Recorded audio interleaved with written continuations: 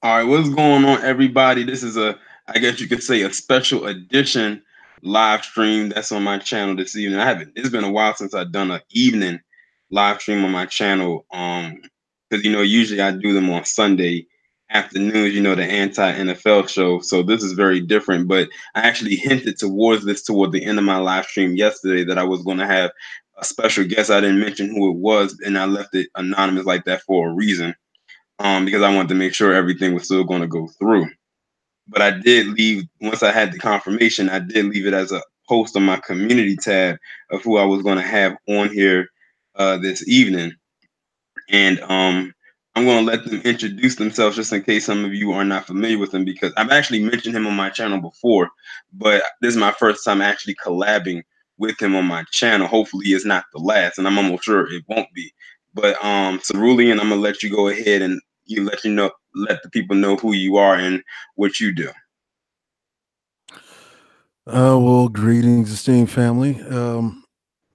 I'm Cerulean Gray, um, community organizer, volunteer, uh, former veteran of the U.S. Navy, um, and a social scientist. I don't have the initials behind my name because I still owe $30,000 before I could get that. And basically, I'm kind of new to the entire YouTube atmosphere.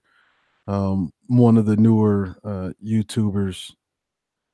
My channel focuses on education, organization through volunteerism, um, i- disseminating information that is relevant to Black life, um, like the topic we're going to be discussing tonight, as far as the 2019 fiscal year budget.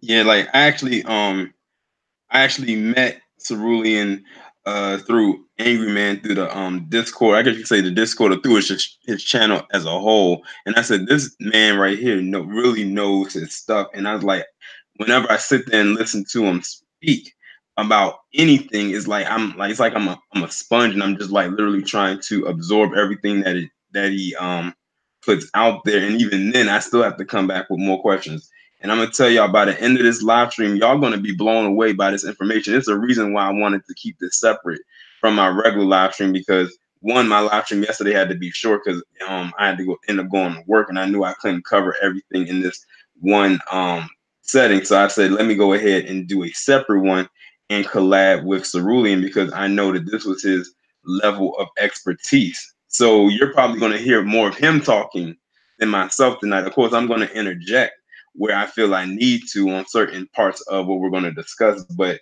he read this entire document. This entire 2019 fiscal budget document is 160 pages long, and he read the entire document. As a matter of fact, before I had pushed the button to get started, he told me he had the document sitting right in front of him, like right on the screen. I said, "Oh, he's ready." So I hope y'all are ready, because this is going to be very, very interesting. Well, yeah, I made sure I actually kept it open. Pertinent documents like this, I used to have like right there on my desktop, so I always keep it for reference. It's a really short document, shorter than most fiscal year budgets. Um, uh, in fact, the other budget I showed you, that was actually a collection of summarized budgets from 2002 to 2018, kind of like a overview of Mm. where America's basically been spending the majority of its GDP. Um, this year's budget, um, as seemingly diverse as it is, focuses on a few things. Um, one is one of the key topics is modernizing government for the 21st century, which means streamlining government. A whole host of federal cuts that are happening, which means government jobs going away. In fact, if you know about the recent headlines of the UPS warned shippers to brace for a possible freight strike. That actually came to me by way of one of my esteemed paladins of the gray regime, Adrian Thomas, who sent me that article. This thing is ramping up, and they're ramping this thing up before the 2019 fiscal year actually begins. Okay, which is actually it begins at the end of November. Um, but the policies will go into effect January 1st to January 2nd. Um, so the most pronounced uh, thing that is happening in the 2019 fiscal year budget, we have to skip to page 49, which is the Department of Health and Human Services. Um, and this is the one of the most pronounced line items in the budget. Says combats the opioid epidemic. And that was the Uh, part that got, and that was the part that raised my antennas when you mentioned that, because you know that's like one of my favorite topics of discussion, and that's something that a lot of my subscribers like to hear me talk about as well. So for those of y'all who are in the chat right now, I hope y'all are paying close attention to what is about to be read. okay, combats the opioid epidemic.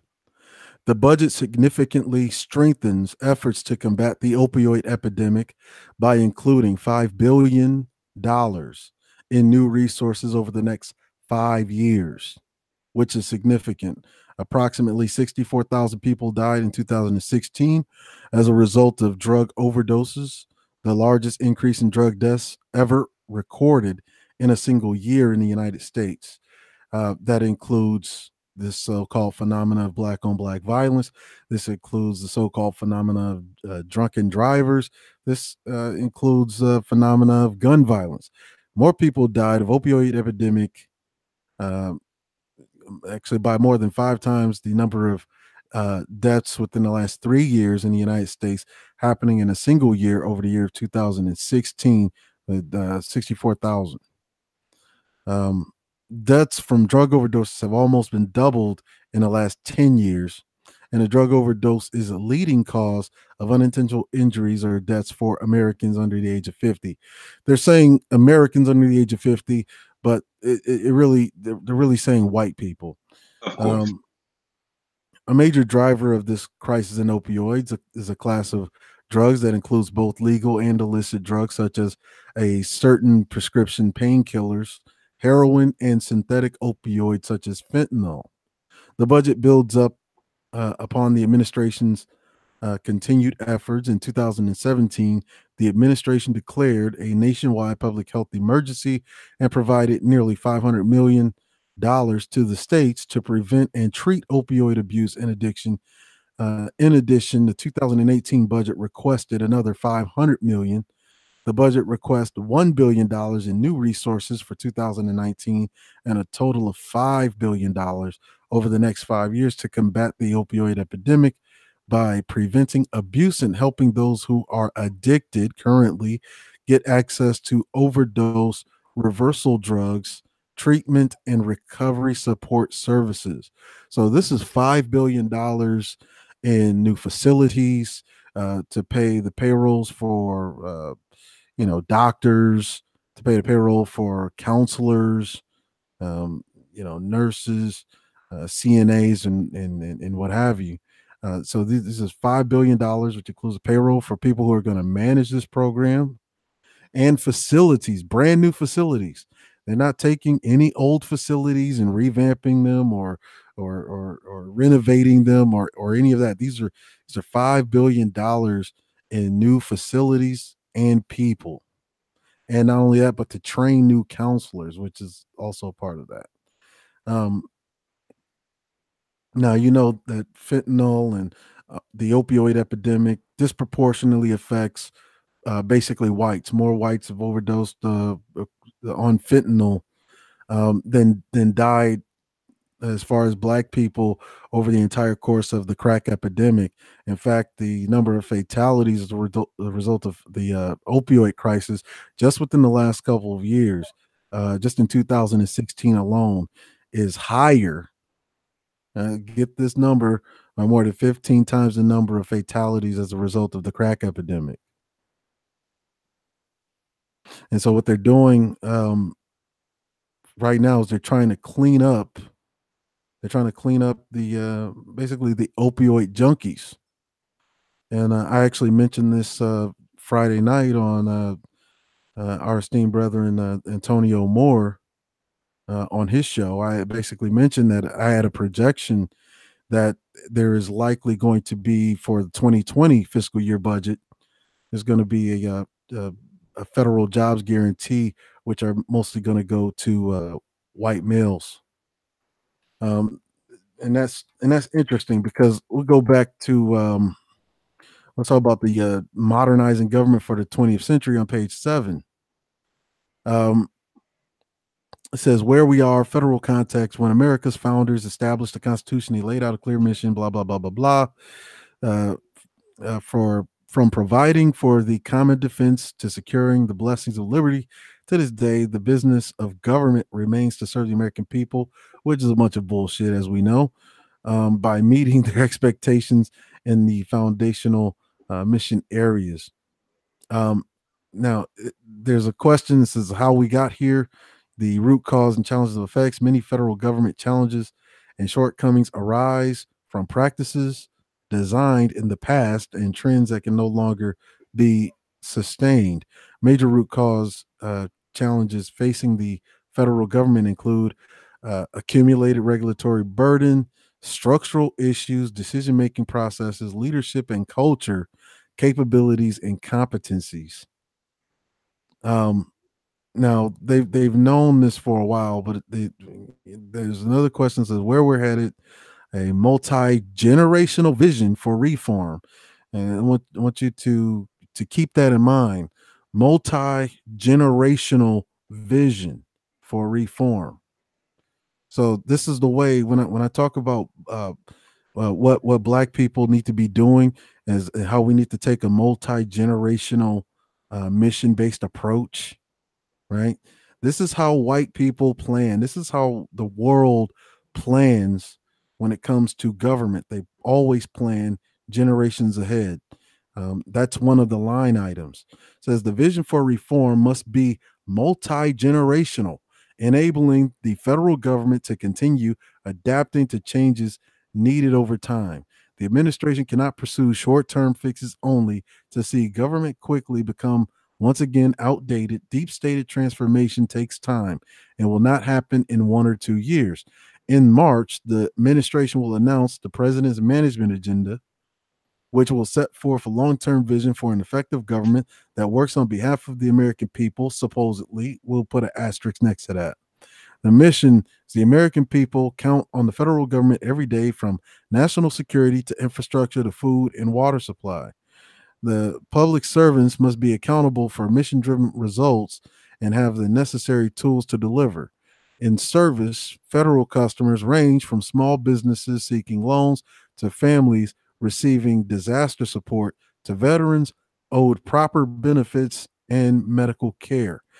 They deserve a customer experience that compares to or exceeds that of the leading private organizations.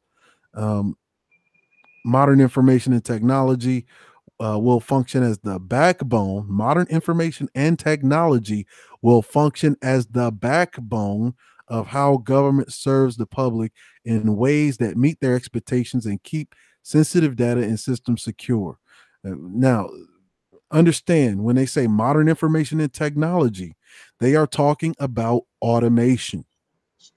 They are talking about automation. So this is really a self-serving pig that is going to make more concessions for the corporate arm to bring more automation into your locales. So you're going to see more self checkouts and even smaller stores. You're going to see warehouse jobs being lost as going to be replaced with these warehouse bots, which they're giving subsidies for. This is what they mean by modern information and technology functioning as the backbone of how government works. They're preparing for AI to take over financing jobs, accounting jobs, all of those jobs that currently have real flesh and blood people working are gonna be gone. This is in the budget. This is not me reading from a sci-fi manual. This is in a budget. This is in the 2019 budget. This is what they're preparing for. That's why when I emailed our esteemed colleague BGS, I told him I don't know if we're going to make it to 2025. We're still talking about a gender war that's not really happening because it's really always been a race war. And here you have the 2019 fiscal year budget that is telling you quite directly that it is replacing people with technology. And that is going to be the backbone of how the government is going to work. This is the budget. This is nothing else. I'm not reading from a sci-fi manual. This is not 1984, and this is not a Brave New World. This is the 2019 fiscal year budget that I'm reading from. Okay, they're going to give more subsidies for automotive industry to produce self-driving cars.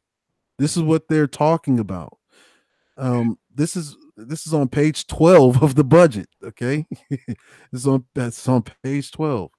So when they're talking about when they're talking about technology and information, modern technology and information being the backbone of this new streamlined government, what they're talking about is cutting government jobs in the areas specifically of like finance, accounting. All of those are going to be AI driven programs. You see, payroll. If you receive a government check, all of that stuff is going to be managed by machines. This is in the budget.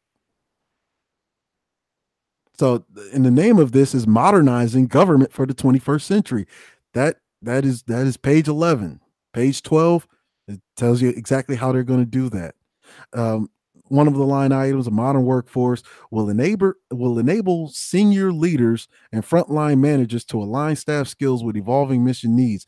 This will require more nimble, quote unquote, nimble and agile management of the workforce, including reskilling and redeploying existing workers to keep pace with an environment of change. What they're really saying is that they're going to have, as they phase people out, they're gonna be cross training people that are already in those jobs. They're going to be cross training these people until they eventually phase them out in order to save money, and that's how they're going to streamline the workforce. So there's no jobs coming back whatsoever. Anyone that's telling you that Trump is bringing back jobs, no. This budget has already been decided on. These changes take effect January 2nd. So Okay. so right now, right now, we just giving you a heads up. And that way, it doesn't come by surprise. So that way, when it happens, you're like, we found out about this on what's today's date, November 5th, 2018. Oh yes. Another line item: modernizing information technology (IT) to increase productivity and basically cybersecurity. Um, Although the federal government roughly spends $90 billion currently annually on IT, these systems remain outdated and poorly protected. The administration will increase the use of modern technologies, retire highly insecure and outdated systems, and direct modernization costs savings to mission driven outcomes. the administration will improve its ability to identify and combat cybersecurity risks to agencies, data systems, and networks, creating a 21st century framework for data that drives efficiency and accountability and transparency. The government needs a robust, integrated approach to using data to deliver on mission, serve customers, and deliver, and steward resources. So what they're talking about is basically cutting down the number of workers, um, and they can do that by basically focusing on getting all of these new machines, all of this new technology, phasing out people who basically manage the current programs. So if you're looking for a job in this oncoming uh, change, you might want to start getting your IT game up and try and try to focus on like cybersecurity and whatnot, because that's where a good majority of the jobs are going to be is in cybersecurity. Those are the people that are going to manage um, online, these systems that are integrated into the self-driving network. Okay, that's what I was talking about with they're trying to clean up the opioid junkies now so that you don't have more white supremacist terrorists on the loose, because there's nothing more dangerous than a white man who just lost all of his jobs, all of his benefits, retirement, and all of that, and he's got a gun in one hand and the Bible in the other, and realizing his situation is dire, instead of going on a rampage. Impossibly a bomb on his chest. Yeah, and possibly a bomb on his chest, right? And so what he does is realizing that ultimately that terrorist act is really not going to accomplish much. He ends up shooting himself in the arm, with a needle full of highly concentrated fentanyl. And so they're trying to prevent that, pacify white males, and then put them, clean them up in these new resources that they're going to build for the opioid crisis. And then the next year, and prepare for this, the 2020 budget is going to prepare them and retrain them into these IT, cybersecurity, and all of that. And that's going to be under a federal jobs guarantee. Um, there's a line item here for reorganization and reform, where it talks about last March when the president sent out a call for change with the Executive Order 13781, comprehensive plan for reorganizing the executive branch, where he tasked the Office of Management and Budget with providing a plan to reorganize the executive branch. So basically, it's basically allowing the president to have more power, almost like an Emperor Palpatine style rulership.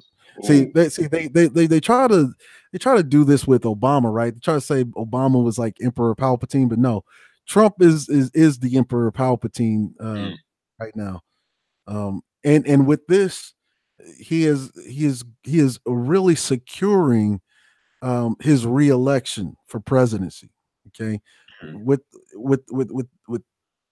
Executive Order 13781 and Executive Order 13771, he is literally solidifying his reelection. Um, and so now what's happening is you have all of these opioid junkies that are running around that are basically being troublemakers, because what you just had up in Utah with them marching on the government building, right? Mm-hmm. And so there is no federal jobs guarantee for them. Now they're looking like this is the prelude to all federal jobs guarantees. If you look at every federal job guarantee program that has ever happened in the United States, we can go all the way back to the New Deal. It has always been met with insurrection. Has always been met with insurrection, and then after the insurrection, basically comes, uh, the reorganization process, and that's the reason why you had FDR saying that there's going to be a chicken in every pot, so forth. And this is basically the chicken in every pot, with the black folks being locked out. Oh, to be white in this establishment, you can squander everything, get high, lose it all, and then possibly get cleaned up and then get a job that is just like designated for you. Yeah, the least significant part of this budget. Um, Now you had a bunch of like um, sit-ins and what you call empty suits. Mhm. Heads of HBCU. We could go down to the page 38, the education budget, Department of Education, which is getting more slender and slender and slender. Um, they're trying to privatize education. This is the reason why my position is that we as black people, we literally can train our own kids. America's at a point right now where it can't afford to really spend a whole lot of money. So what it's doing is taking away from other programs, cutting jobs in government, which it must do. It was inevitable that was going to happen anyway. And who's the first jobs that are going to go? Of course, jobs that are occupied by blacks. This is the reason why I advocate for blacks to join the military, um, because 100,000 black males join the military every year. You get into a field one where the military is the top STEM trainer, the top STEM provider, the top trades training program is in the military. The military this fiscal year is getting the largest part of the budget that has ever gotten in the history of the prison or the military industrial complex. $2.4 trillion is going to go to the military just next year alone. And I've that told and I've told people that the STEM department is like one of the biggest funded departments in any college campus. so you have for the education budget, one of its line items: provide high quality special education services to children with disabilities, empowering families to choose the schools that are best for their children. Um, Supports implementation of here's the other subsidy in the education budget. You're going to see this theme all throughout the budget.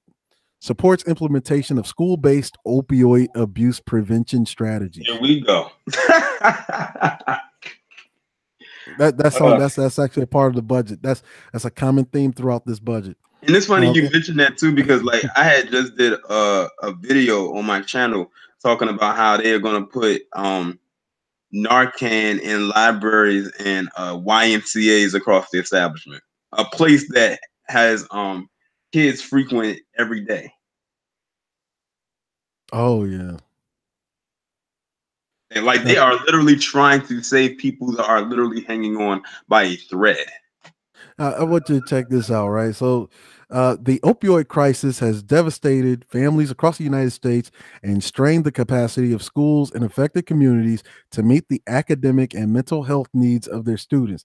To address these issues, the budget invests $43 million for school climate transformation grants to help school districts implement multi tiered evidence based strategies to prevent opioid misuse and address associated behavioral and academic challenges through interventions such as trauma counseling, violence prevention, and targeted academic support.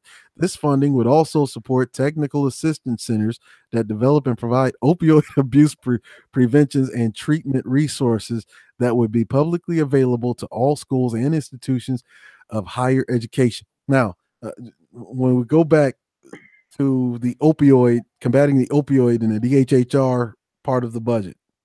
Mm-hmm. This is what this is for. What this tells you is that one, you have white kids right now that are into the opioid shit, right? And not only that, but you have those kids who've had a parent that is addicted to some kind of an opioid. So they're addressing the opioid crisis on every single level, every single sphere of human activity do they address the opioid crisis. Mm-hmm. This has never been happened. This has never happened in the history of America. It didn't happen during the heroin crisis. It didn't happen during the crack epidemic. And now it is happening. And it's only happening because it disproportionately affects whites. And at a very, very, very high rate. Like you said, it like they said this because I don't call it a crisis because that means I would actually have to care and I don't. But they said that this opioid plague has killed more people than gun violence. I think maybe I think car accidents. You said even told me that this thing has taken out more people than in a few wars. Yeah, there's uh, the 4 times as many people that died in Vietnam as far as soldiers go. Um, it's killed 3 times as many people as gun violence, uh, drunk driving accidents, so-called incidents of black on black violence. Chicago, there's more people that that overdosed on opioids than all of those combined, and you can multiply that 3 times over, and you still have a, a, a surplus of people that have basically fatalities as a result of opioid or fentanyl overdose. Mm. Um, Interesting thing, they're trying to privatize the education.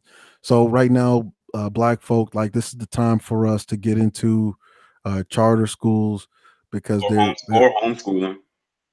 yeah, homeschooling, more online based education for kids. This is opening up. This is a time for us to get organized to really do that.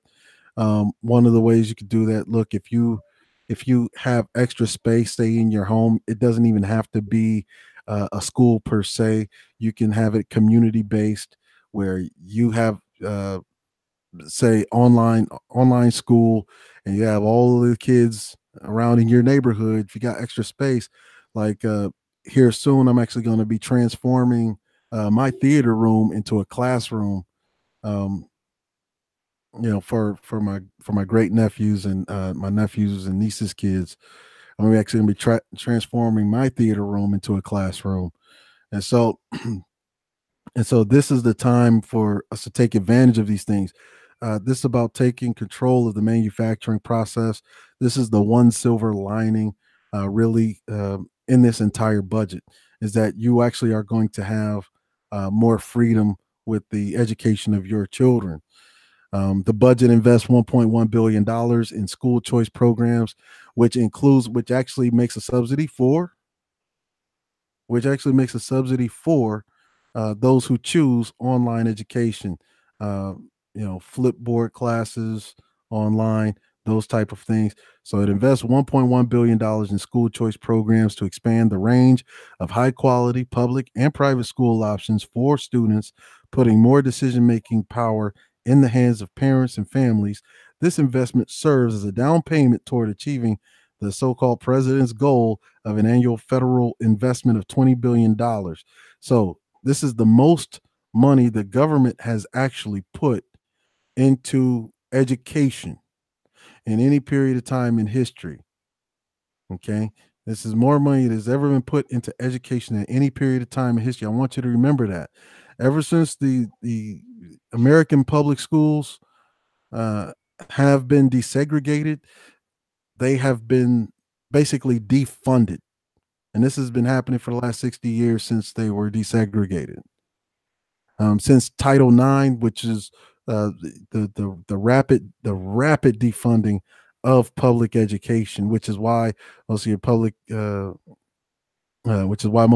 schools are in the poor condition or even shutting down, is a result of Title IX. Like what you're seeing now, 30, 40 years later, is a result of Title IX, 4 decades ago.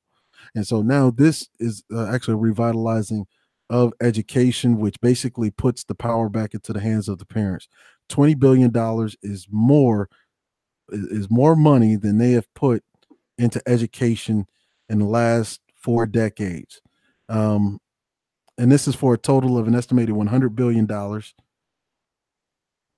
when including matching school choice grant programs to support a wide range of innovative approaches to school choices, which they're not only adding um, grants for people who want to open charter schools, but people who want to run like flip classes, digital education, those type of things. This budget requests $500 million to establish a new school choice grant program to support a wide range of innovative approaches to school choice. These include expanding existing private school choice programs to serve more low income and at risk students, developing new private school choice models for supporting school districts' efforts to adopt student based budgeting and open enrollment policies that enable federal, state, and local funding to follow the student to the public school of his or her choice. So they're getting rid of districting, right? They're getting rid of the district restrictions and regulations.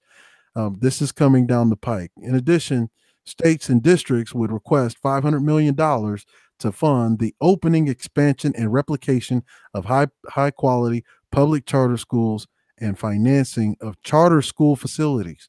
The budget invests $98 million to expand the number of public magnet schools, which is important because when you look at black students who excel K through 12 or at least K through 6, most of the time the where our black children shine the most is in magnet schools because they basically have more of an intimate kind of one-on-one with teachers, smaller classrooms, more community-based communal kind of education.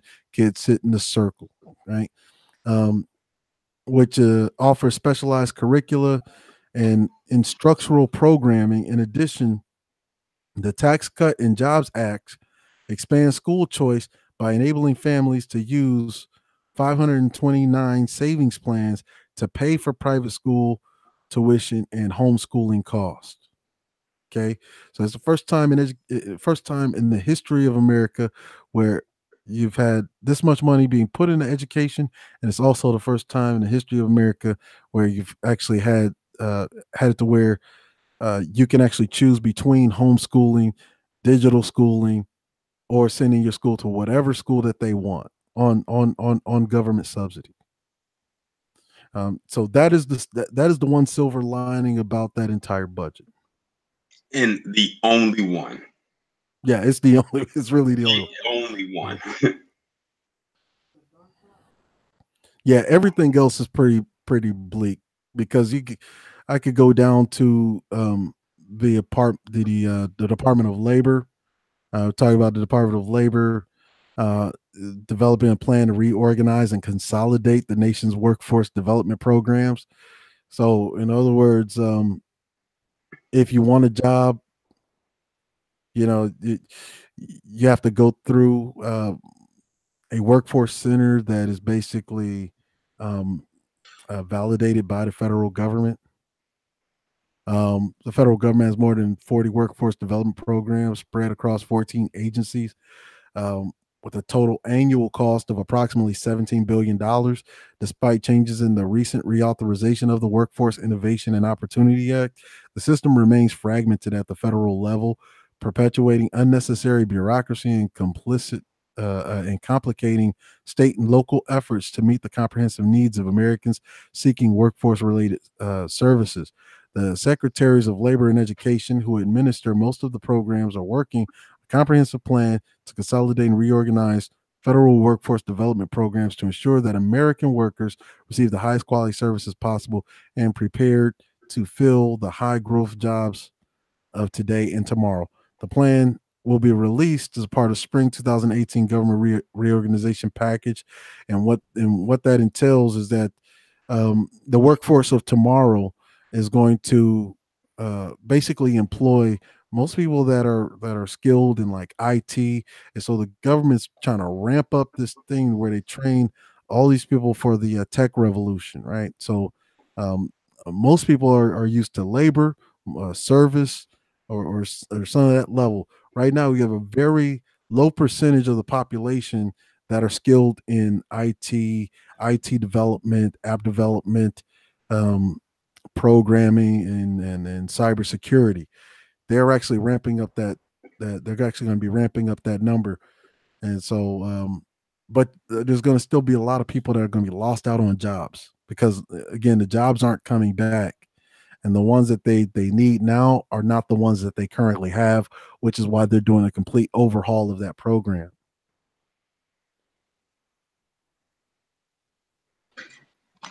That's crazy. That's wild.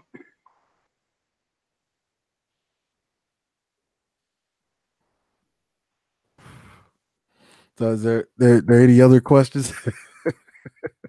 I'm just looking at the chat and listening to what you were saying at the same time, to see if anybody here had any questions, but the chat was moving kind of fast. Yeah. Oh, another thing, Department of Agriculture. Department of Agriculture getting a huge portion of the budget. The budget request $19 billion for the USDA. Um, so they're actually going to be getting like $3.7 billion a year. It's like $4 billion a year. Yeah. And mind you, this is all happening while the U.S. is in an extreme amount of debt. Mm-hmm. Like we're talking trillions of dollars in debt, and they're spending this kind of money.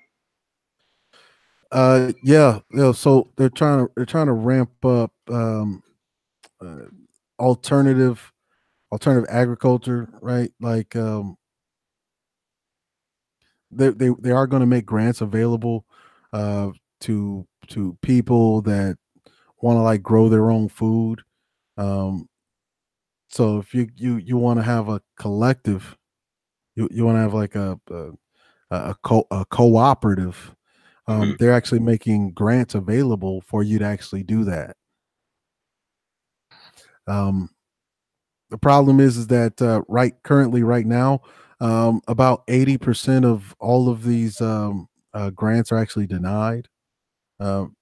They have been denied, and that's mostly due to basically Monsanto cornering the market.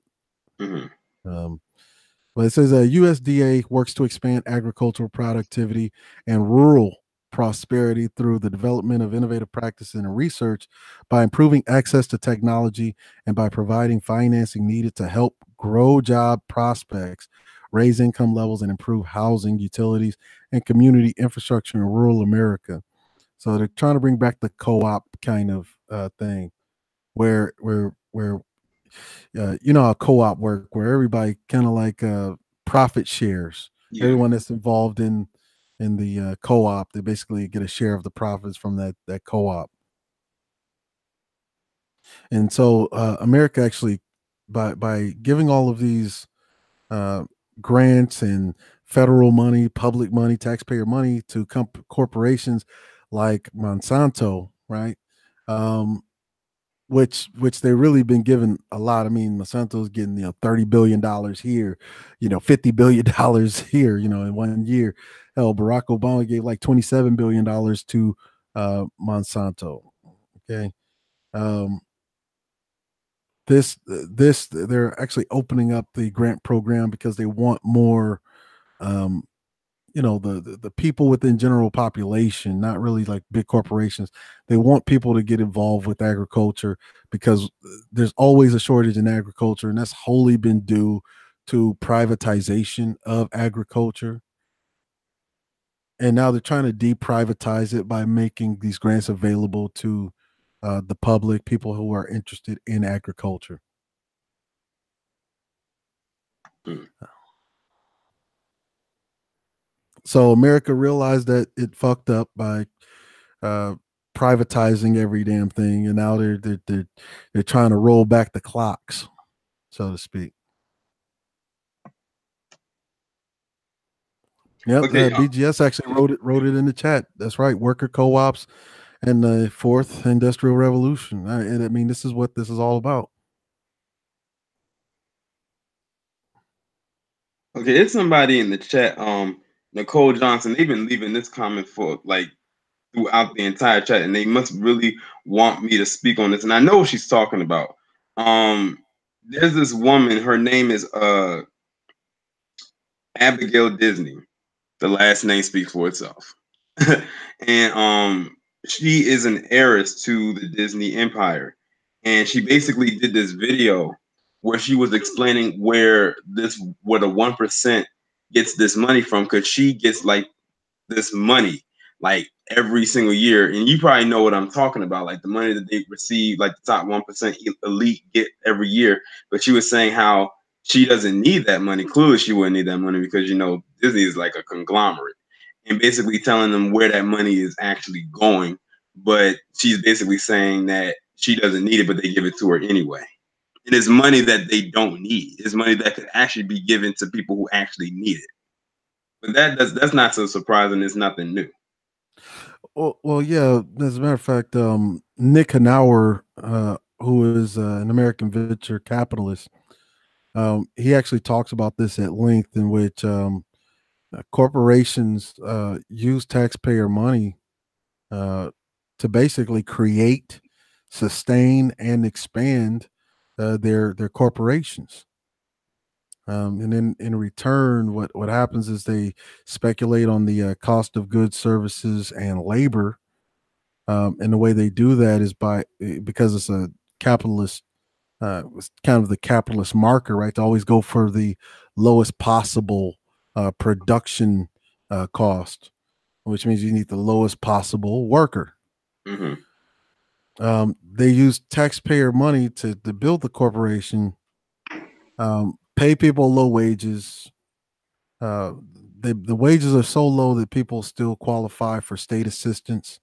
So whenever people use these fallacies like welfare is destroying America, yeah, welfare is destroying America. Corporate welfare is destroying America. So, because if you really lived in a free market, corporations would not be held up by government funding, would not be held up by taxpayer money. They would not allow taxpayer money to basically uh, create a privately owned corporation. That's not a free market. That's a socialist market. That's a fascist market. What you are actually living in is corporate fascism. And then how do the corporate fascists remain in power? By telling you that anything that you get from the government that you basically pay for as far as taxes is a handout. That's how they run the scheme. That's how they run the scam on you. That's why there's not a single so-called capitalist right now. And Nick Hanauer would agree with me. Noam Chomsky would agree with me. There is no current person that supports either Republican, conservative, or libertarian as far as views or politics that is telling you the truth about welfare or a welfare state. All of that is a myth. All of that is a lie. The only welfare state that exists is one in which private corporations, private multinational corporations, which is the dumbest thing ever because they have no loyalty or incentive to make sure that Americans are straight first. So what do? They use that taxpayer money and then they export the damn jobs out of the country, which is what has been happening, which is why you see this budget breaking out like this. And this is the main reason why you see the opioid epidemic as bad as it is because you've been living in corporate fascism and it's been hiding its ugly head until now. I remember when they first announced that they were the face of, at that time it was just heroin. They didn't say opioids, it was just heroin. And that was back in 2016. It's amazing how far it has come to almost 3 years later. Yeah, now it's all rearing its ugly head. All of the lies are being exposed. In fact, you read this budget, it's all of the lies of the last of the last like 8 decades are basically coming to the forefront because they can't. They can't keep up the facade anymore. Hmm. I mean, Looks like technology did them in. yeah, you've been living under like a multinational corporate fascism. Um, some people call it globalist. It's very much globalist, but it's talking about multinational corporation, corporate fascism. That's basically what we've been living in, and this is what's been basically destroying the country. Like the United States has been a snake eating its own tail for a very long time, and now the snake has basically run out of tail to eat. It's practically up to its neck.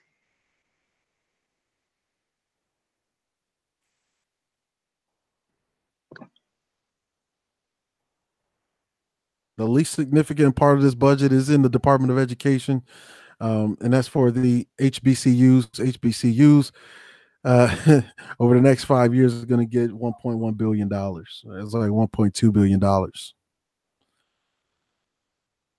That they'll have to split amongst each other. that they'll have to split amongst. How many HBCUs do we have?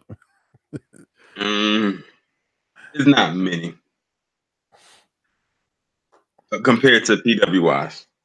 I mean, when you break it down, I mean, when you break it down, it's like $1.2 billion. Hmm. Um, how many HBCUs are there? Let's look that up. How many HBCUs are there? So there's 101 HBCUs. Okay, well in that case, I take back what I just said. I'm not even gonna lie, I didn't realize it was that many. Yeah, well, actually, my bad. There's like actually there's 120 or something like that. Uh,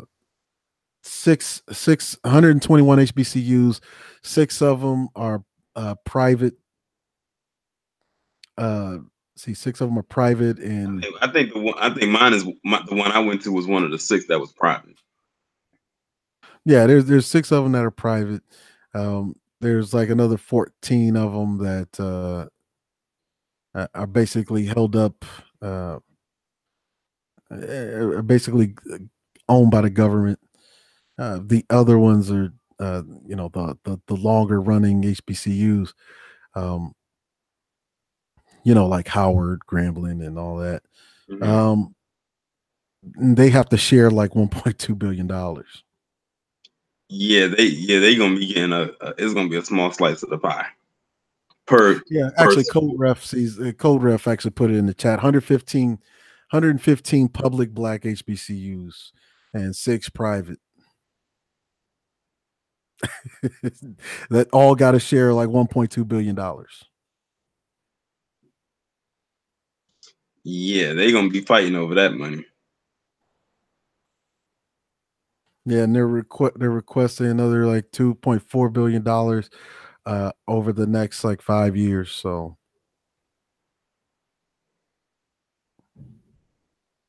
that's the most insignificant part of this fiscal year budget.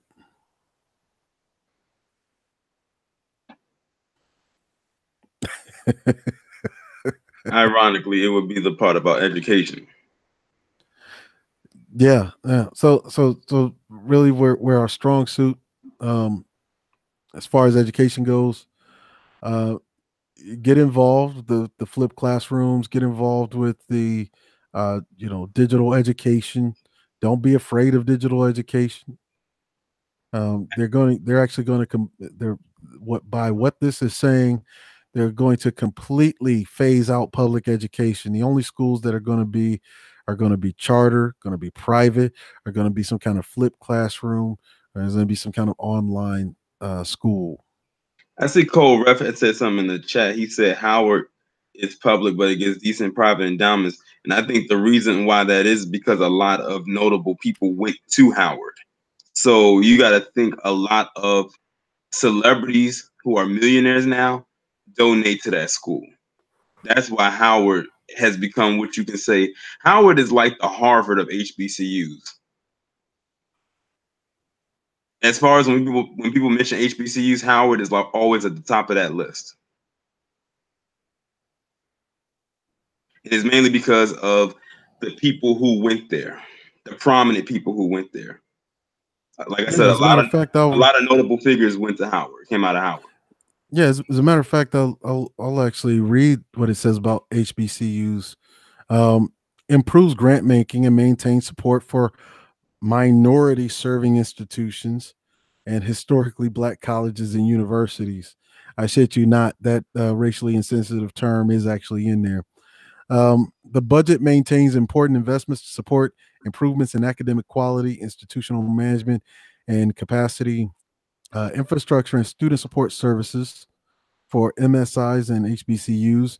In particular, the budget proposes to improve grant making by consolidating 6 MSI programs into $147.9 million formula grant, providing funds more institutions can count on and yielding program management efficiencies.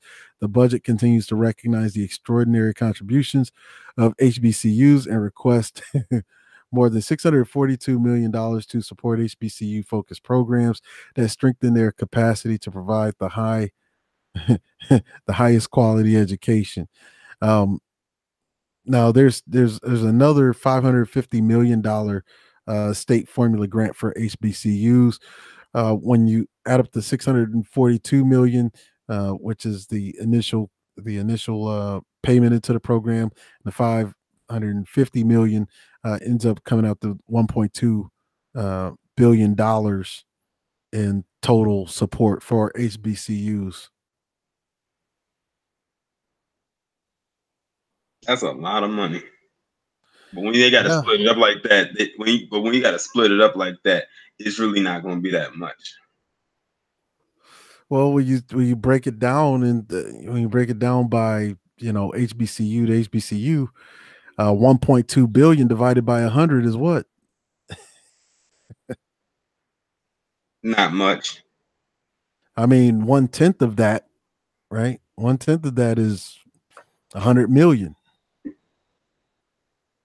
and then you have 100 of them, so you're talking about um, literally 1%.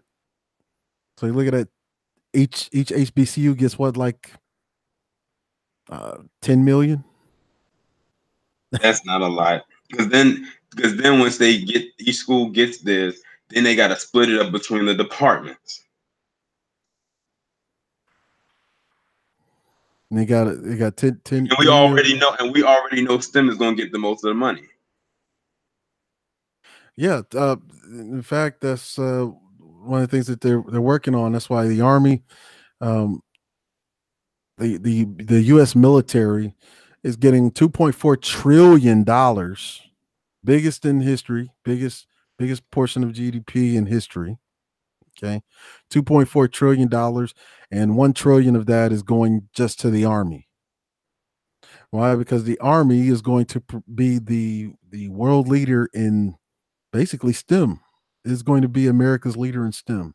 The U.S. Army is. Mm-hmm. The U.S. military is getting 2.4 trillion. The Army is literally getting more than the Navy. And that's trillion with a T. Yeah, they're getting $1 trillion. America's getting one. The U.S. Army is getting $1 trillion to produce STEM. Uh, people that are proficient in STEM.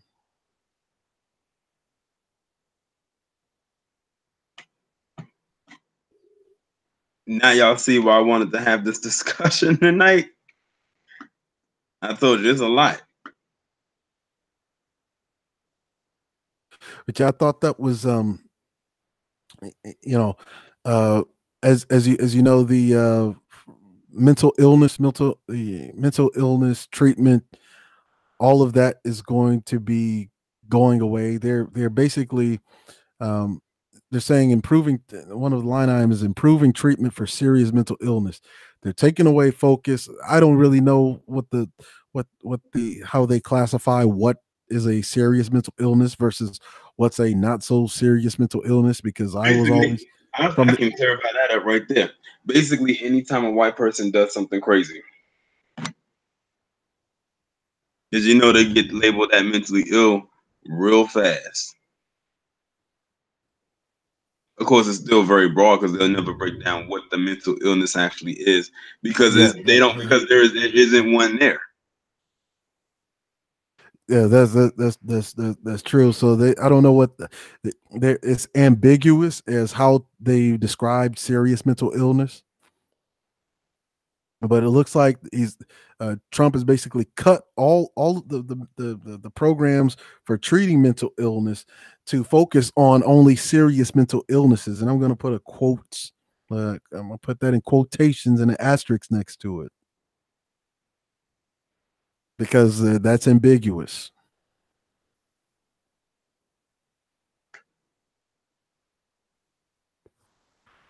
I mean, it's so ambiguous. I'll just read what it says as far as ambiguity goes. It says the budget requests new investments to improve treatment for individuals suffering from serious quote unquote mental illness. Approximately 35% of more than 10 million adults in the United States that suffer from serious mental illness. So so if there's 10 million adults, 35% of that 3.5 million they consider serious suffering serious mental illness, right? Um, who did not receive mental health services in the past year. The budget requests new investments to ensure more adults with serious, quote unquote, mental illness to receive assertive community treatment and evidence based practice that provides a comprehensive array of services to reduce costly hospitalizations. The budget also increases funding to improve mental health services for seriously, quote unquote, yet again, mentally ill individuals who are involved with the criminal justice system.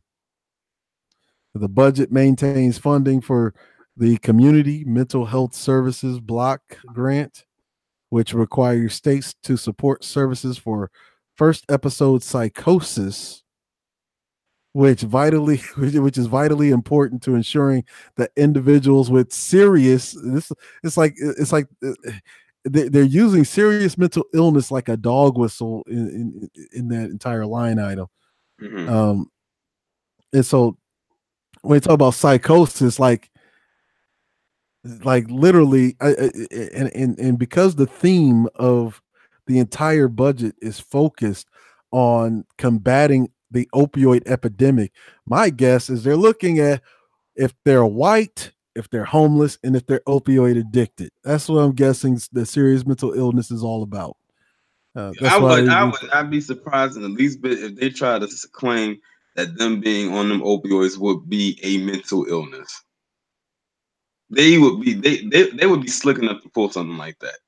but as far as like jobs go, okay, black folk, if you have a degree in counseling, if you have a degree in psychology, or even if you have a degree in psychiatry, look, right now is the time to hop on these programs because they are going to be hiring counselors, psychologists, psychiatrists to manage that $5 billion in new resources, which includes human resources and otherwise.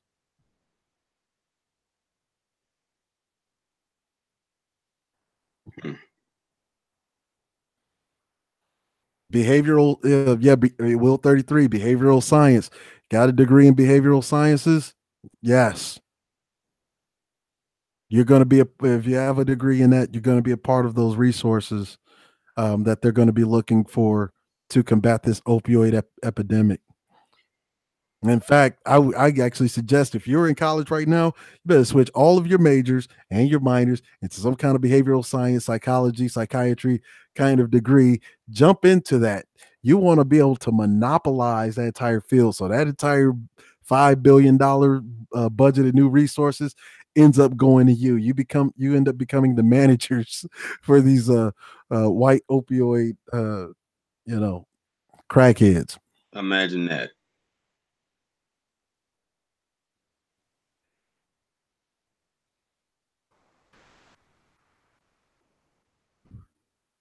And they're getting that $5 billion over the next 5 years.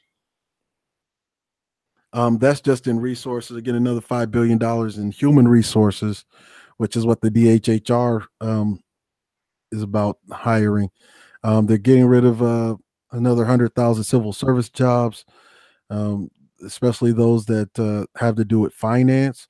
So if you currently uh, get like SNAP benefits, TANF, or any of that, all of that's going to be managed by a machine. Is going to do the call in, kind of like the call in line. It's going to be completely automated. So if you work at the Department of Health and Human Resources in your locale, there is unemployment in your very near future.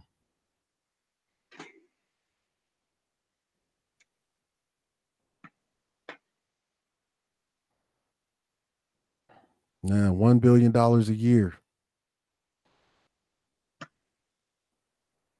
Yeah, I'm telling you, BGS is all to go get. Yeah, all you black women, you're more educated. You got the highest level of education in the black community, black woman. There's more psych degrees. There's more, you got more MAs, BAs, BSs, MSs, MSTs, and then what have you. And anybody, you could be getting in on that budget money to manage those opioid addicted, junkies. Could you imagine you getting in on that those funds and you bringing that back to the community and the community grows off of their pain? It'd be I mean, it's poetic justice, right? it's the American way because that's what they've been doing to us for decades. Yeah, you know, look, I'm not into this discouraging anyone, um, but but I mean, let's just look at it realistically. This is not about alienating one group of black people against another group, but we have to work with the army that we have, not the one that we wish for. And black women are integral to this process. You have more psych degrees, you have more gender studies degrees, you have more everything degrees than of any demographic. Okay, this is where you need to be focused at. Is in mental illness. Because that's what they're focusing a lot of the stuff on. They're stripping away mental illness for what they call not so serious and focusing only on serious, which literally means white, homeless, and opioid addicted. I swear that code speak is something else. And this budget is filled with a lot of code speak. Lee Atwater taught us this back in 1984. Oh yeah, and so that pretty much covers the budget. Oh, I forgot the urban housing and urban development HUD. Oh God, you talking about Ben Carson's area where he should not be at. Yeah. HUD is going to be getting 39.2 billion dollars in gross discretionary funding for HUD. Um, that's $8 billion. That's $8.8 billion higher than last year. That's $16 billion higher than the last year Obama was in office. Hmm. Rental assist. I'll skip down to the rental assistance reforms and rental assistance. The budget requests $33.8 billion across HUD's rental assistance programs. In other words, public housing, a decrease of 11.2% relative to the 2017 enacted level. To address the increasing unsustainable federal costs of rental assistance, the budget requests legislative reforms that would produce significant cost savings. In addition to these reforms, the budget proposes program specific savings in the housing voucher and public housing programs. The budget does not request funding for public housing capital fund, as the provision for affordable housing should be the responsibility uh, should be a responsibility more fully shared with state and local governments. So, yeah, it's going back to states' rights. So, in other words, they're going to give this federal money to the states, and then the states can use these grants and federal money based on their own discretion. In other words, they're allowed. The states are allowed to discriminate. And of course, you know what the theme of the 2019 budget is: to combat the opioid crisis. Again, this entire budget is filled with race specific approaches to the next, you know, year. In other words, they're giving federal money to the states for these programs. Um, they're decreasing public housing, but they're encouraging um, other assistance programs to be used as a kind of discretionary to the state, so they could use these things at their own discretion. They could discriminate against whoever they want. So, in other words, who is going to get priority? The people that are going to get priority are people who are, once again, white, homeless, and opioid addicted. All of this thing, this is like a this is like full spectrum revitalization and combat against the opioid crisis.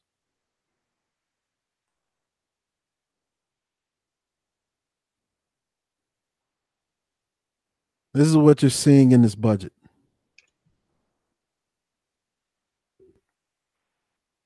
So that's basically what they want. That's basically what they're trying to combat is that opioid plague because it's affecting them. I wonder what that budget looked like back when it was crack. Probably just a mention of it here and there, and that was about it. If they mentioned it at all. Well, actually, you could go back to the entire like 14 years over the course of the crack epidemic. There, there was never a subsidy specifically made for the crack epidemic. There was no kind of subsidies. There was no kind of provisions made in any U.S. budget for the crack epidemic. It's not mentioned a single time, and you can go over that 190-page document that basically goes through from 2002 to 2018 fiscal years, and it highlights all of the major reforms. You'll never see a single thing mentioning anything to combat the crack epidemic. Now you see why I say I feel absolutely nothing. Like that, the birth of me using that term came from that. It's transcended since then, but I mean, that's where it was rooted at. I mean, like if they didn't care about what was happening to us, why should I care about what's happening to them? And I don't know how many times I got to see one of those PSAs where they got that sad, somber music playing in the background talking about them being addicted. Like I care. Now, another thing is another thing that's a part of this bill, and I have mixed views on it. Um, they're going to be they're actually locking down on immigration enforcement, but they're also ramping up so-called violent gang and gun crime reduction. Hmm. Basically, anything that would have been used against us, they're trying to use it for their benefit to help them out. Oh yeah, they have the burn justice assistance programs, basically, which provide state and local governments with federal funding to prevent and control crime. These resources. This is the other reason why, uh, and our esteemed officer Charles L. Faulkner will agree with me. This is the reason why we want to push black men, 100,000 of them every single year, into the police, because $330 million to basically expand police forces.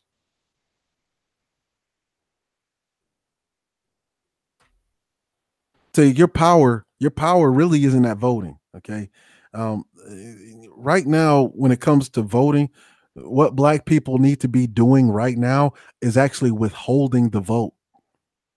This is about power. So right now is the time for you to push into these institutions. Um, you look at these budgets, see where the money is going, because you always got to follow the money to see where you need to be. And every single year, I think this should be a curriculum where you go over the U.S. federal budget uh, with your kids, with your teens, so you can see where the money is going. Because where the money is going, that's exactly where you need to be pushing your kids into. So if they're going into immigration, they're going if they're putting money into immigration enforcement. Guess what? You got a 17, 18-year old. Well, you need to push them. You need to push them to go for some ICE. Okay.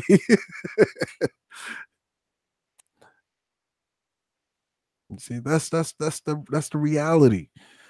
This type of stuff is important. This is the stuff that is constantly being overlooked. Um, 70 million. These are $70 million over the next year. What are they trying to do? Logistics programs. What is the logistics programs going to do? Is for support of domestic and foreign security.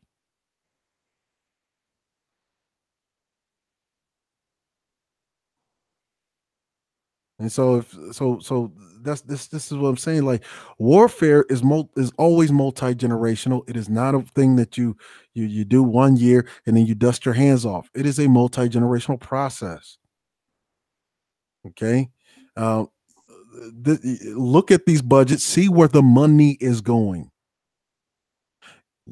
Use that information to determine where you need to push your people into. This is why, even our esteemed colleague, Officer Panthro, would agree with me. This is why pushing the boys into fields that basically fit their needs.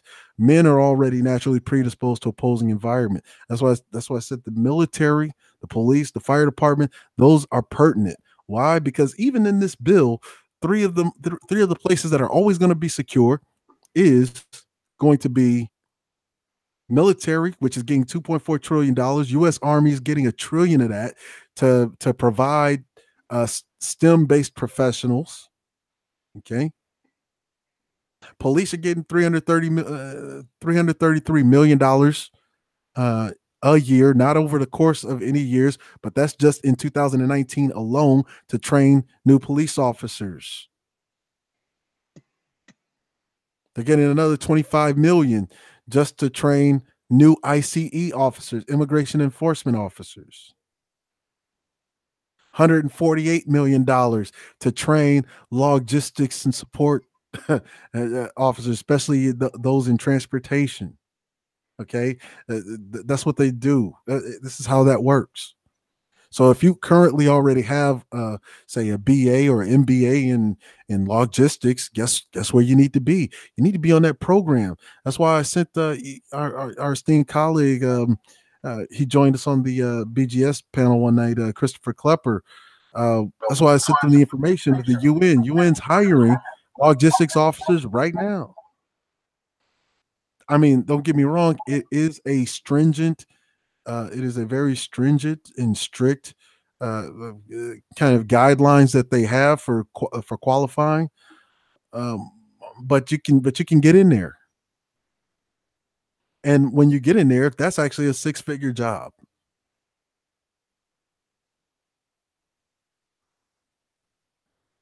Now, when it comes to law enforcement, who's getting the biggest portion of the budget? There's two specific line items on that budget. That's especially when it um, comes down to security and all that, and that is with the prosecutorial support and prison. Basically the Bureau of Prisons that basically uh, control like all of your Department of Corrections and all of that. The Bureau of Prisons is getting $7.1 billion just for the year of 2019.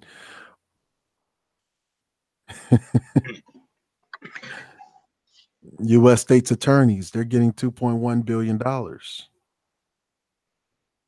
just for the year of 2019.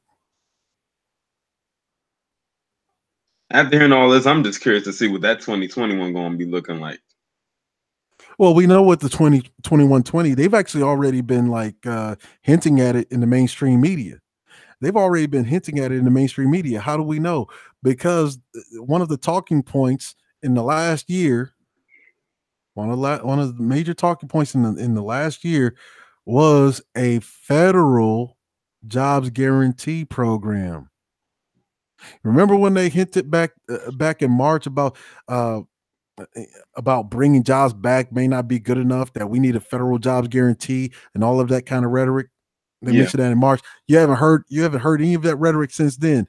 They're ramping that up for 2020. That's my projection.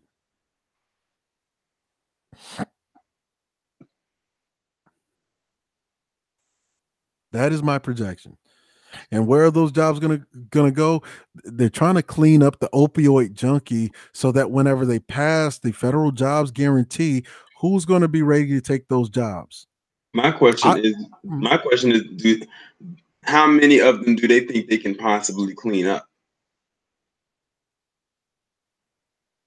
oh, they're not gonna have to. They're not even gonna have to worry about that. You're talking about a white male who is used to having everything in America, used to having every privilege in America, and then in the recent 2 3 years have basically fallen on his ass. Bathwater has gotten cold, which is why you've seen Charlottesville happen. It was because when you're used to having hot water in the bathtub and suddenly it's lukewarm. Hmm. Okay. Of course, that's going to make you angry if you've been sitting in hot bath water all of your life. That's an interesting way of putting it. Because now you're going to think that having hot bath water is a right. No, it is a privilege, and you've been benefiting. And white people, white males, have been benefiting from that privilege. And what happened? You have the fall of empire happening, which is basically encroached on that hot bath water, making it lukewarm. And now a lot of them just killing themselves because basically the corporate fascists have exported their jobs, and you're seeing a lot of these, especially southeast uh, Southeast United States rural areas falling into Detroit style declines, which is what's making them kill themselves because they feel hopeless. Shoot, if things don't go their way tomorrow, they probably gonna start that stuff off 24 hours from now. That's what's going to happen. So they've already been hinting at the federal jobs guarantee. That is going to happen. I project that's almost guaranteed to happen in the 2020 fiscal year budget. And anybody actually can download um, the fiscal year 2019 budget. When you read it, you begin to understand it. Um, that this is where they're spending the money at. Because a lot of times, especially with black folk, we don't even know where the money's going. We're not following the money. And then what's happening, we're sending our kids to these schools, right? And they're focused on the wrong shit. They want to be a basket weaver, they want to be a violin player, they want to be this, want to be that, and there is no money being spent into any of those things. There is money being spent into things that America wants. That's where your kids needs to be, to catch that money on the other side. Okay. Mhm.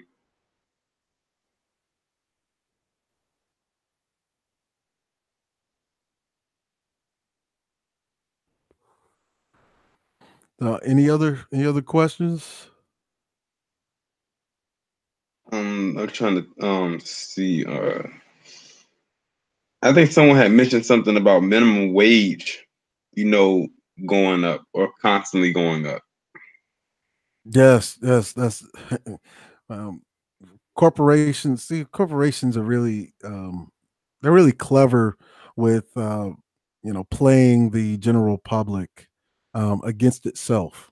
Okay, um, minimum wage has to be done away with. What we actually require is a living wage. Okay, what is a comprehensive living wage reform? Comprehensive living wage reform dictates that there be limits and caps put on executive pay. Corporate executive pay has to be capped. Minimum wage is the great has been the greatest single killer of the American jobs market. I want you to remember that, because capitalism unchecked is not good for anyone. It's not even, as a matter of fact, it's not even good for the corporations who constantly are looking for the lowest possible cost of labor. That's it's not good. It's not even good for corporations. It's not even good for anyone that wants to practice capitalism. Okay.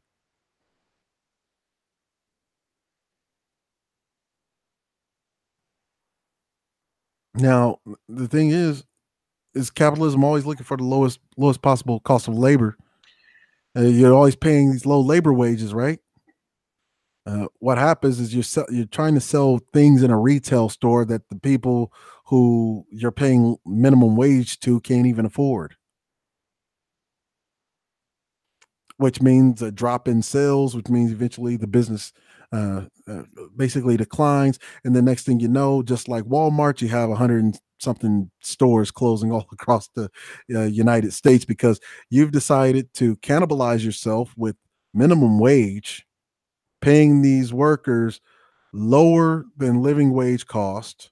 Mm-hmm. And then in turn, they can't afford anything that you sell in Walmart. And now And the they work. Walmart Yeah. has, and then now Walmart has to close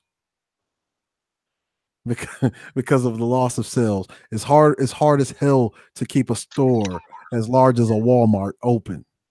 Okay.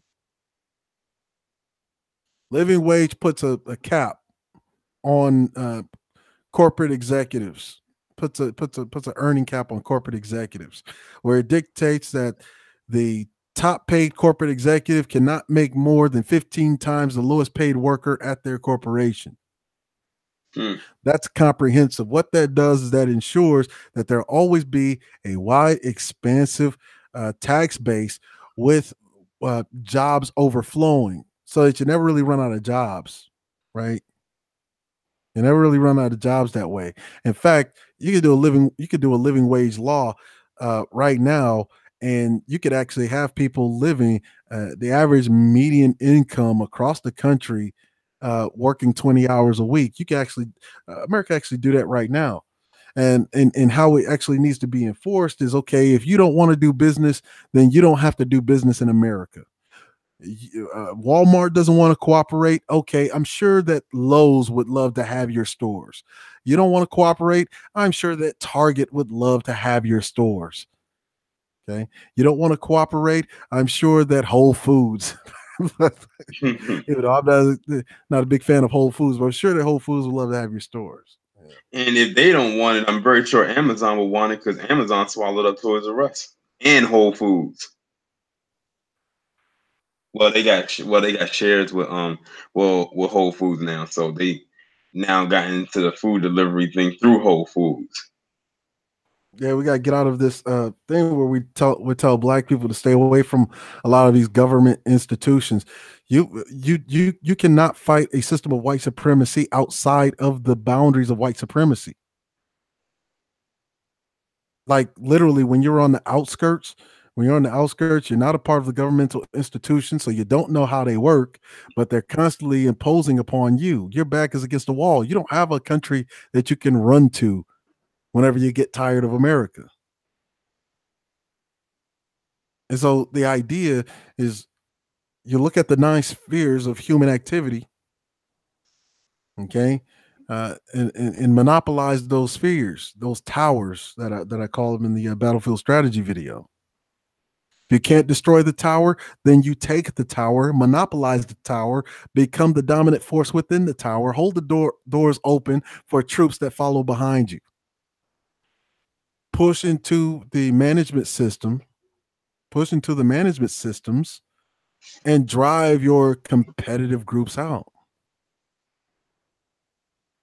simply by becoming the dominant population within that sphere of influence.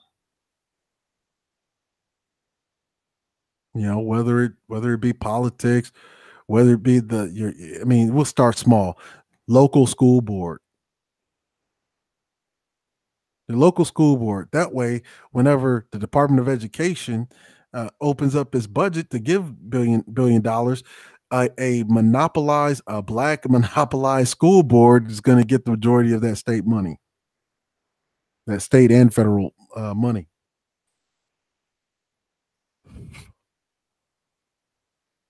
And because they're trying to push everyone into this digital age to where there's nothing left but private schools, charter schools, and digital or online schools or flipped classrooms, those school boards will be all digital.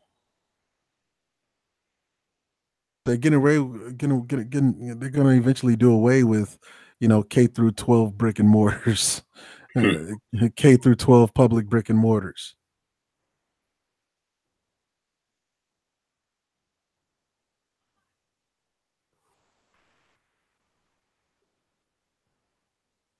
You see, but you want your people on those boards so you could determine how the education is being administered. You see,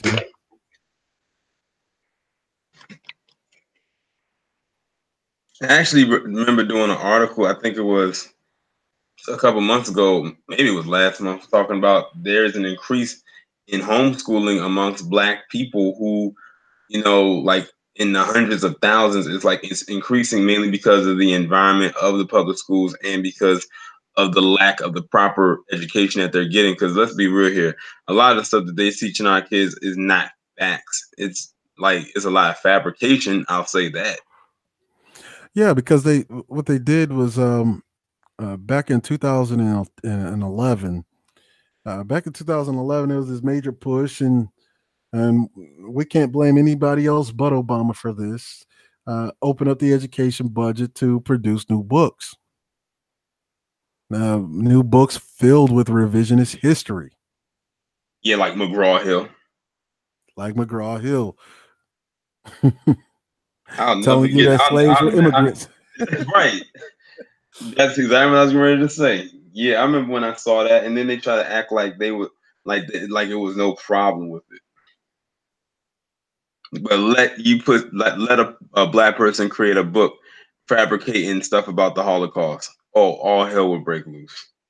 Yeah, and then you have to remember, because education since Title IX has been constantly defunded. Like every year, just chipping away at the education budget. Education budget is being chipped away at slowly over the last 4 decades, last 5 decades now, right?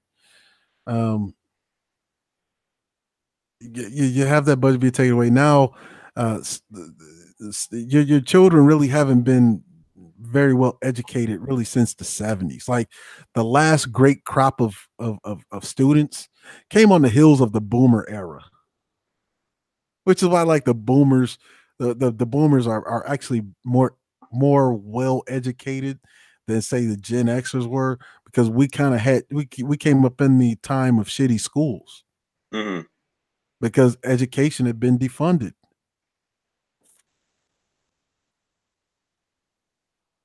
Last generation. That's the that's the main reason why so-called inner city schools, which is basically code speak for Black schools, have always been so shitty, because education was defunded as a result of Title IX. And so who was the last group of people to really get a solid education? Were the boomer generation. Gen Xers didn't get it. Gen Xers dealt with shitty schools, dealt with metal detectors in the schools.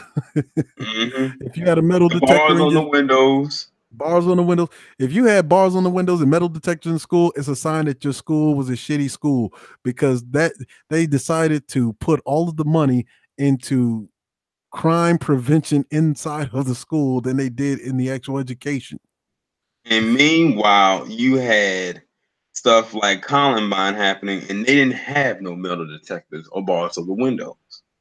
Yeah, and then you want then people are wondering why are Black males dropping out of school during that Gen Xer era, is where you had the highest rate of dropout of Black boys, right? Well, well, a black boy going to school every day and like he's got bars on the windows, got to walk through a metal detector like he's in jail.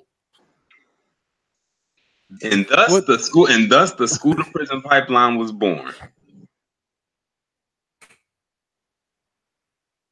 They figure Why is if it? we make it look like a jail and treat them like they're in jail, they'll get the hint and actually go to jail. And it's so interesting. Like these are all this is all policy that has contributed the most to the decline of the black community. Okay. In recent years, Title IX, one of the major contributors to the decline of the black community. That involves schools, because Title IX is in all schools, not only K through 12, but higher education.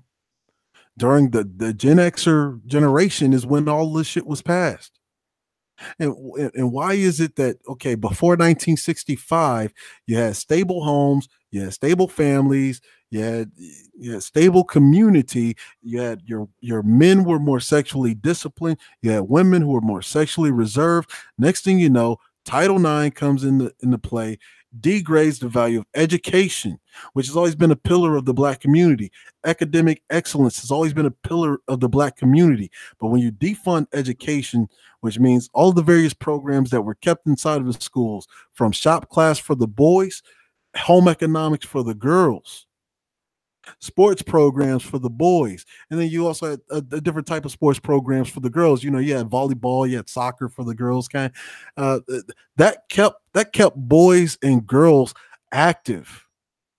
When you take all of that shit out, the only thing that they have is curiosity, and that curiosity always leads them to one ultimate kind of discovery, which is always the discovery of their genitalia.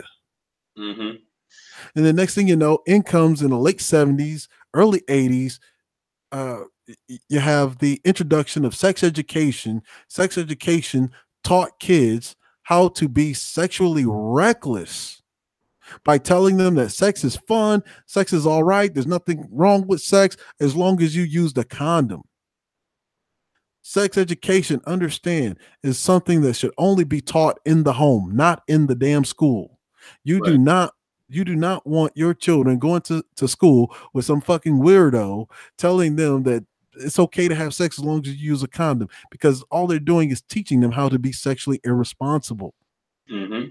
You cannot trust a child with his own penis. You cannot trust a child with her own womb.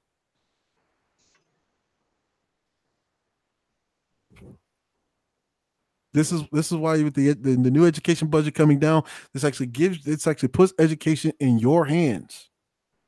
And we cannot afford to sit on the ball for another generation. And they're talking about you got niggas over here, complaining about what black women are doing and this, that, and the third. Look, this is the time to get involved. We're in the era of involvement now.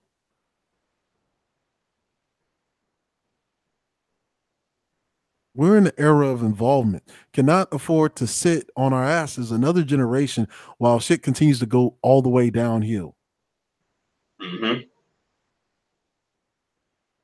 This is the time to grab power. This is not the time for you to be worried about who's voting for who. It's not the time for you to go on campaigns to tell people to vote for this, that, and the third, unless it's a local campaign.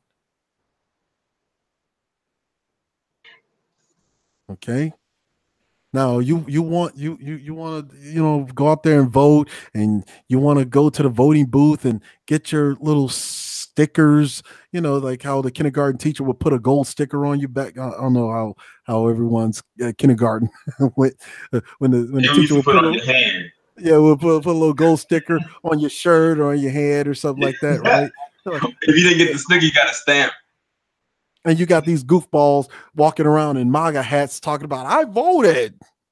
Oh my God! Don't get me started with them. You got people right now talking about, I'm going to vote. Who are you going to vote for come 2020? Man, fuck 2020. I'm looking at 2019 because this fiscal budget matters more than the fucking president.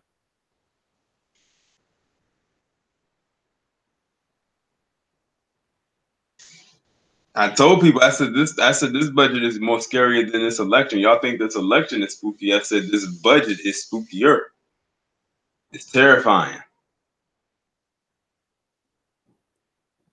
Like you asked the average, yes, yeah, yeah, governorship elections, S Kiriki are very important. Understand, this is the person that all of the federal funding comes through is the government, the governor of your locale, okay, of your state. The only elections that need to matter to black people right now are governor and below. That's how you that's literally how you even build federal representation. Okay. Now once you get all of your once you get all of your pieces, all of your soldiers, your pawns, your knights in play, and what I mean by that is once you get your governor, your governor and your mayoral, um, your state school board, your state's attorneys, your sheriffs, the chief of police, and all of that. Okay, once you have all of those in play, then your congressional and senatorial votes. That's when they matter. But you need to be organized uh, because you don't want to be going to try to vote for somebody and they haven't even come to you, because that puts you in a place to where uh, now you gotta kind of wing it. Now That's you why want to be. Mhm. I'm a huge like follower and supporter of Professor Black Truth, because he did a couple of videos talking about this. And as far as like black people, they a lot of them go out there voting just to vote, or they hit you with the same, well, my ancestors died to vote, and all kinds of, the usual rhetoric. And he's basically saying, has have any of these politicians spoken to you, or spoken to your agenda? And it seems, and basically, he was also saying it seems that a lot of black people are scared to say that we have an agenda. This is what we want from you, and if you don't give it to us or work in our favor, then we're not going to vote for you. I'm like, is that so hard to do? As a matter Because of all fact, these that's other communities, they have agendas. as a matter of fact, at this point in time in history, that is actually the smartest, most intelligent way to use the vote. It is sometimes better to withhold the vote, force the candidate to come to you. Like, look, we want black specific. We want these things that are specific to our demographic. What is that demographic? The one that you put us in. That forced identitarian classification that we now know is black. We want these demands met. We want to end the mass incarceration. We actually want a pipeline for black police officers. You're like, oh, yes, we want a pipeline for black police officers, and you're going to make a federal grant to ensure that that happens, because we want police officers from our own communities. See, that's a real policy that can be put into play. However, with all of the rigmarole of mainstream media, it's got these Negroes hyped up to go and vote for somebody who doesn't give two shits about them. In fact, they could give a shit less if they had a negative. As I kid you not, it's a sign that I pass every day that I before I went on my way to the gym, and the sign says, "Stop Trump and vote Democrat." I'm That's like, the dumbest shit. That's the dumbest shit ever. Look. It doesn't matter if it's Democrat or Republican. Okay, mhm. none of that matters. All policy is bipartisan. As a matter of fact, when you look at the when you look at this budget, okay, you would think that this was all put out by a Republican a Republican controlled Congress. Okay, but we know that's not true. Democrats still control the Congress. Why is there so much heavy focus on opioids when the opioid addiction is affecting mostly rural red states in a democratically controlled Congress? Understand, the Republicans currently have the executive seat, but Congress is still mostly blue. Hmm. And these policies greatly disproportionately affect red states. Understand that. Republicans don't have any problem with that. Republicans don't have any problem with that. They vote for that because that's their constituency.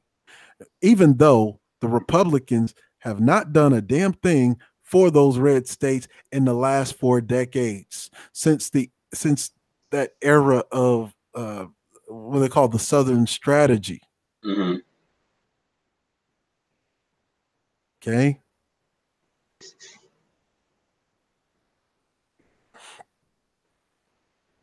So all policy is bipartisan. The politics works like a hat. Okay. Whoever is willing to meet your demands, that's whose hat you're wearing. Mm-hmm. Doesn't matter if they're a Democrat or a Republican. Look, we want this. We want this black law enforcement pipeline so that we can have more black police officers. And our intention is to put 100,000 black police officers in our communities by 2025. No ifs, ands, or buts about it because you know they're gonna try it. No, as a matter of fact, we'll say by 2020. We'll set the bar high. We'll say by 2020, and our intention is to train 100,000 young black men and women to be the police of our own communities. And you're going to make that happen. One of them gets to jibber jabbering with you, like, well, I don't know if that can happen. Well, I guess I'm taking your hat off today. What say you, Democrats? It's like, oh, I think we're willing to work with that. Oh, I guess we're wearing your hat today. Now we need you to sign off on this petition. We need you to endorse this petition so that we have our pipeline for black law enforcement and fire department. You don't want to sign off on it? Oh, I guess I'm taking your hat back off. I'll just keep my vote. And you can take your chances. Hmm. So I don't really care if you get the seat or not. Because this is about demands. Politics is quid pro quo. Black folks have been throwing away their votes and getting nothing in return. Everyone else gets something in return, something tangible. Exactly, because they, like I said, they come with an agenda. And it's almost like black people are scared to come with an agenda because a lot of them have been shamed to say that they're looking for a handout. I'm like, that's what other communities are doing, getting their handout. They won't call it that, but that's basically what it is. Yeah, I mean, like right now, we hell, we could create a petition right now. There's nothing stopping us right now from creating a petition. In fact, I think there's already a petition right now that's actually a response to this bill because a lot of the money that is going into next year's budget is to produce STEM professionals. Okay, and that's to really try to keep up with China. China has a million of these, millions, excuse me, of these STEM professionals. Black folk need to get in on that. Now, that budget is putting a lot of money into STEM, it's putting a lot of money into law enforcement. That's what we want our people to be. There's Mhm. nothing stopping us from having a petition right now, and I think there is one right now for a STEM pipeline for black folk. It's And not one getting it. and Yeah. one thing I've noticed too is like whatever like kind of program that they've ever tried to keep black people out of, that's the one you probably want to look forward into getting into because it's a reason they're trying to keep you out. It's because they don't want you to really excel in that arena and probably go above them. I mean, Yeah. like Yeah. that's pretty much all redlining was, to be honest. Yeah, and it can't be like this over kind of spiritualized, sensationalized kind of demands, right? Like we want justice. No, fuck all that. I'll take my justice in the form of a managerial position. Okay, on the school board in the city attorney's office. Okay, as a district attorney, as the state's attorney. Okay, I'll look. I'll take my justice by putting my guy in the state's attorney's office. I want something tangible. Don't tell me to don't try to conflate my uh, my demands with some less intrinsic bullshit like justice And or then hope. what they'll do is when you make those demands, they'll accuse you of being uppity. Okay, I'm like, your little tactics and your little word shaming is not going to work on me. Try that Jedi mind trick with somebody else.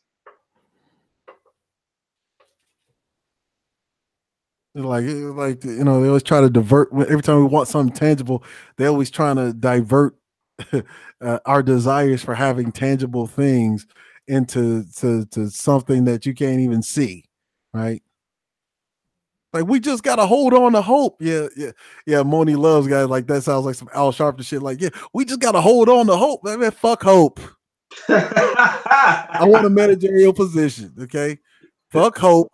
Give me this goddamn STEM pipeline, and you gotta vote. We don't even have any black architects. Look, you give me look. We need more mechanical and structural engineers so we can have more architects. Matter of fact, we want something. We want something better than that. We want a federal grant because we want our own urban housing and land developer, and you're gonna give us the grants to make that happen. You want this vote? That's the cost. Yes, give us what you're going to do is you're going to make it to where we're going to get $1 billion in federal money to create our own black land and urban housing developer. We don't have any kind of infrastructure that we can use to help our people in their deepest time of need. I mean, you look at the condition of Flint, Michigan, still being poisoned, mind you. And now New Jersey, because now they're now New Jersey, their water supply is messed up now. And so that's literally what we're fighting. We need those infrastructural controls. We need the to be able to manage that infrastructure. So when we have people that we can put our people into the places where we need them. We don't even have the ability to put our people in the places where we need them right now. That's a problem. And we can actually do that through politics. But what's happening? They start selling these niggas hope. They start selling these niggas. Just pray. Just we're gonna overcome and just look. Progress is not won by hope, prayers, dreams, wishes, or any of that shit. None of that plastic morality shit. Progress is won by tangibles, determination, and neck sweat. What we call sweat equity. That's how progress is won. Mm-hmm. Hell, you don't even have any microbiologists. You don't even have a lot of microbiologists. We will have a lot of people that are in medical science to be able to reverse some of the medical conditions that we actually have in the black community. You have black feminists running around here saying that black men are the second biggest threat to black women. Bullshit. And every time they bring something up like that, I'm like, can you please produce a tangible stat that backs that up? And I always get crickets with that. Like bullshit. Black women's number one threat. Black women's number one threat is heart disease, my nigga. Look, there's people out here with, oh yeah, that's the other thing. No black preachers. That's another thing we could be supporting. See, politics is also about achieving outcomes through making enemies. Okay, how you make enemies? One, if you want to talk about like reparations, that's going to require you to make some international enemies like Israel, because right now Israel gets another type of welfare called foreign aid, and where you say, look, okay, you want my vote, and we want all of the money that you've been giving Israel. We want to put that into a local trust for our people, so we can use that money for our local businesses to revitalize the black business sector here domestically in the United States. We are a part of this fucking country and we're not leaving. No fascism is going to drive us out. You're going to make this happen. You want my vote? You do that. Make an enemy of Israel. Israel is a welfare state being held up on taxpayer money that black people pay taxes to. We don't want them to get another fucking red cent of our money before you make this shit happen for us. And all of the money that you're giving them as far as foreign aid, we want that to be put into a domestic trust for descendants of slaves. So that when we want to open a business, we want to open a school, we want to open this, a grocery store, what have you, there's money in a trust fund that is available for us to do that. Matter of fact, we have We Buy Black, which is a black online retail store. You can bring that brick and mortar store with just the enemies that you make of Israel by telling them we want Israel's foreign aid budget to be put into a domestic trust for DOS, American DOS.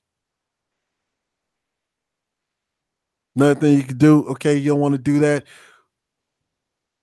We want to tax the church. We want to tax the black church. All of this money, $300 billion going into the black church, has been going in through the black church since 1986, and that's only what's been accounted. $300 billion since 1986. From 1986 to 2012, $300 billion have funneled through the church, and that's just what's been accounted for. That's not even including what's probably been taken off of the top, because we know pastors love to take shit off the top, don't they? Oh yeah, especially the ones with the mega churches. They scrape a few. They scrape a scoop off the top. That's it. There, like, remember Creflo Dollar? Oh, they love. Oh yeah, they love taking shit off the top. I mean, shit, they would go off the top of their head with the bullshit. Remember Creflo Dollar in his jet? People actually donated to that when he could have bought it himself. Yeah, had the money to buy it themselves, and but they go off they skim off the top all the time. I mean, they even skim off the top with the rhetoric. That's why you got them talking in tongues every other go around. It was like you stealing from God where you withhold your tithes and offerings. Shamana shamana sha. Like nigga, look, we're taxing the church because we're tired of the damn money to be funneling through the damn church and nothing comes out. You know how empty that church will be after you start to tax them? Oh, when you tax them, that's the whole idea. That's the whole idea is you want to get rid of the church's support. You want to get them off of the damn pews and into the damn community. Mm-hmm. It's a shame that you got all these black churches and then the community looks shitty. But the church is the only thing in the hood looking good. Exactly. Like it's like it looks nice, and then right across the street, it's like, okay, it looks like it's about to be newly gentrified. How you think all of these these major black churches, like Creflo Dollars, like TD Jakes, even like Eddie Long. Yeah, how you think all of their churches ended up in white communities? There used to be black communities that those churches were in. Mm-hmm. But the church is robbing the communities of their economic well-being. And as a result, yes, that's true, BGS. Black churches are corporate fascists because money goes in, nothing but hope comes out. Same way the corporations, money goes in and nothing but hope comes out. And say, we're going to bring jobs back. Then the job been brought back since. I'm like, do people not realize that y'all pass that collection plate around every Sunday? For some of them, they go to church multiple times, and we all know how they do it.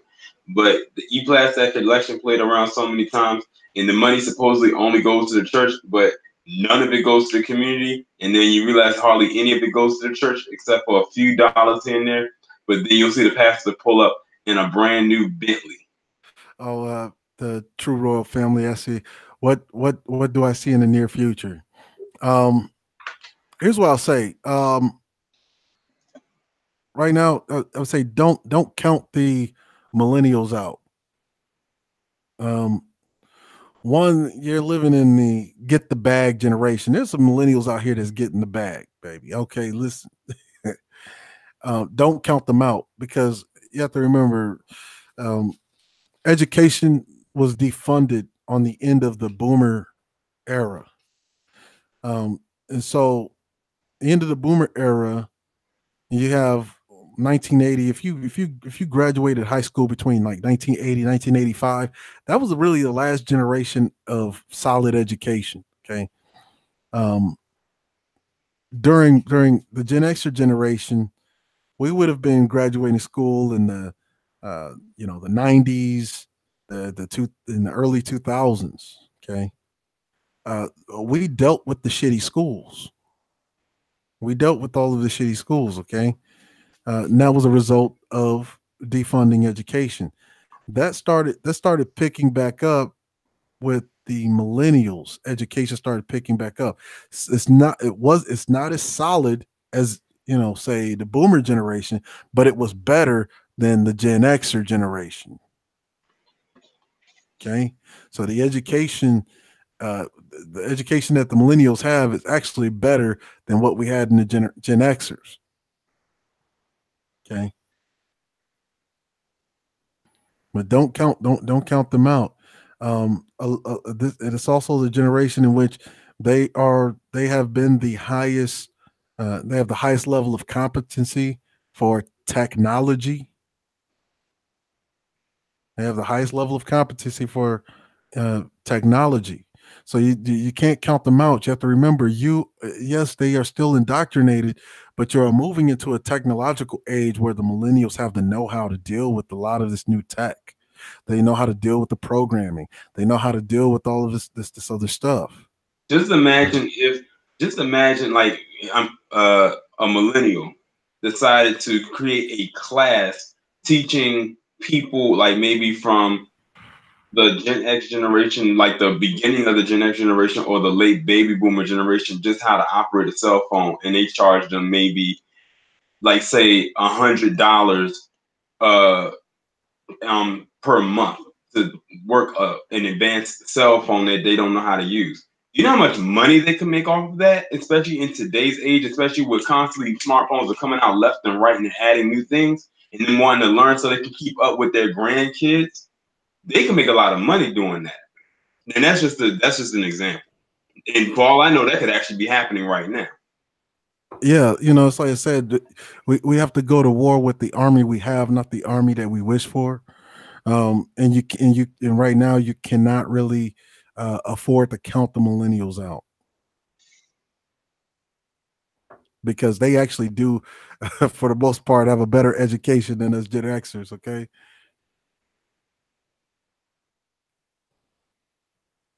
like me, I graduated in '98. Hell, I was 17, went straight from you know high school right into the military at 17. I Now was you still in have, elementary school in '98. and so you have so now you have like millennials. They're graduating. By the time they get out of high school, they know how to, do web design, HTML. They know how to work with Java. They, you know, things that we didn't have. You know,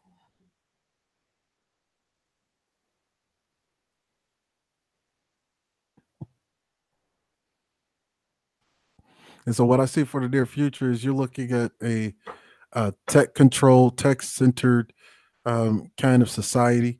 It is going to become very dystopian. It is going to become very detached of human emotion and all of that. Um, you already living in a semi police state.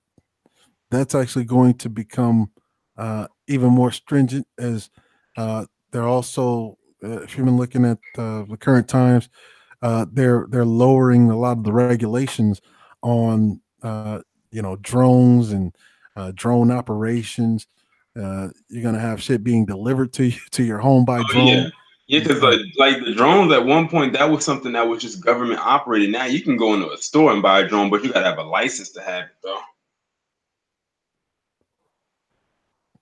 And so that's what's going to happen in the near future. Now, those drones and those various technologies, self-driving, um, those are going to require operators, and the only people right now that have the most know-how in society as far as black people are black millennials. I mean, not black millennials exclusively, but millennials uh, almost exclusively uh, have gotten the educational know-how to operate those things, to program those things, to maintenance those things, which is where you see, especially according to this 2019 fiscal year budget, um, that's where the government is moving to. And I, so I'll give you. that's I'll do you one better. Who are, as far as YouTube is concerned, most of the people who do tech videos are millennials. I mean, yeah. I'm not gonna say all of them, but most of them are millennials. Like a lot of them are around my age, and I'm Right. 29. So yeah, so right now, even though we know a lot of the kind of shortcomings of millennials and all of that, there used to be this time where in every generation, uh, whenever there's like a new thing, right? Like there's a new, I wouldn't even say trend, but a new kind of social transformation where the next generation will always say, "Well, we're living in different times." Yeah, uh, Mm-hmm. millennials actually can say that, but right, they can actually look you dead in your eyes like we're living in different times. When I look at this 2019 bill, we are living in different, very different times. Mm-hmm. One where technology is going to rule the day, and you can't afford right now to alienate the millennials because the Z generation that is coming up is totally immersed in this stuff. Oh yeah, And Generation Z was that like mid '90s? mid mid 90s, I think it was like 90 94. Don't quote me, but I think it's like 94 to 96. So they're totally immersed in they're completely immersed in this tech culture, digital culture. We have to change the way that we are looking at digital space. Digital space right now is every bit as good and profitable as real estate. Okay, you, the way I surmise, say online activity, is that digital space is every bit as good as real estate right now because you are living in a very advanced technological age. The code It- ref, he said, but millennials don't do much coding, they just do trending tech. That's the point. Millennials live off of a trend. The key word you said was trending. People nowadays love a trend. So they're gonna flock to whatever their trend is. If that trend can get them paid, they're gonna go for it. Shoot, people from previous generations nowadays love a trend. I'm surprised that trend, that word trend alone is a trend. That's probably one of the most used words of this generation is trend, trendy, trending. It has like all these variations of that word that all go back to the same thing. and yeah, so yeah, right now we really can't really afford to alienate the millennials. Um, they because if we don't really bring them in, so give them a sense of community and brotherhood, what you're going to have is you're going to have an alienated population, um, and then the Z generation is basically going to be lost. Hmm. And then at that point, we could just say that it's over. We just say that we're done. You know what's so crazy, Cerulean? Because Generation Z, they started, you said like 96 or something like that. to 2012. That means we are now in another generation now, and I don't even know what their name is. Yeah, we in the generation of star children, the That's laser what it's called. children. Yeah, like a new generation started in 2013. It's just like time is just flying by so fast.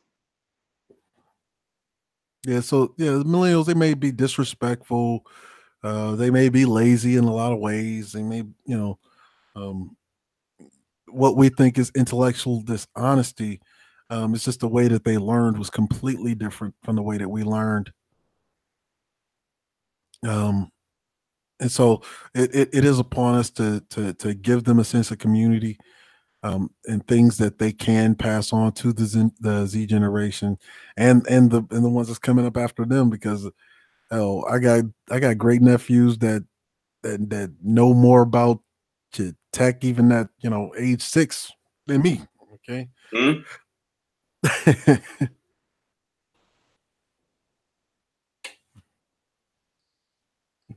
Hell yeah. And so if we don't give them a sense of community, we don't erect this brotherhood between, especially black men, because organization always begins with the proper organization of men. We don't get a rein on this. It's going to be over. I mean, and we could just basically say it's lost. Let the assimilation process happen. Uh, let the admixture be complete. Go through. 2/3 of black population will be gone anyway, and our foothold in America will be reduced from 13, 14% down to about 3 or 4. Hmm. That's scary. And that's what I see for the near future. That's if we continue this like kind of back and forth. We have to work with the environment, understanding the environment in order for you to conquer the environment.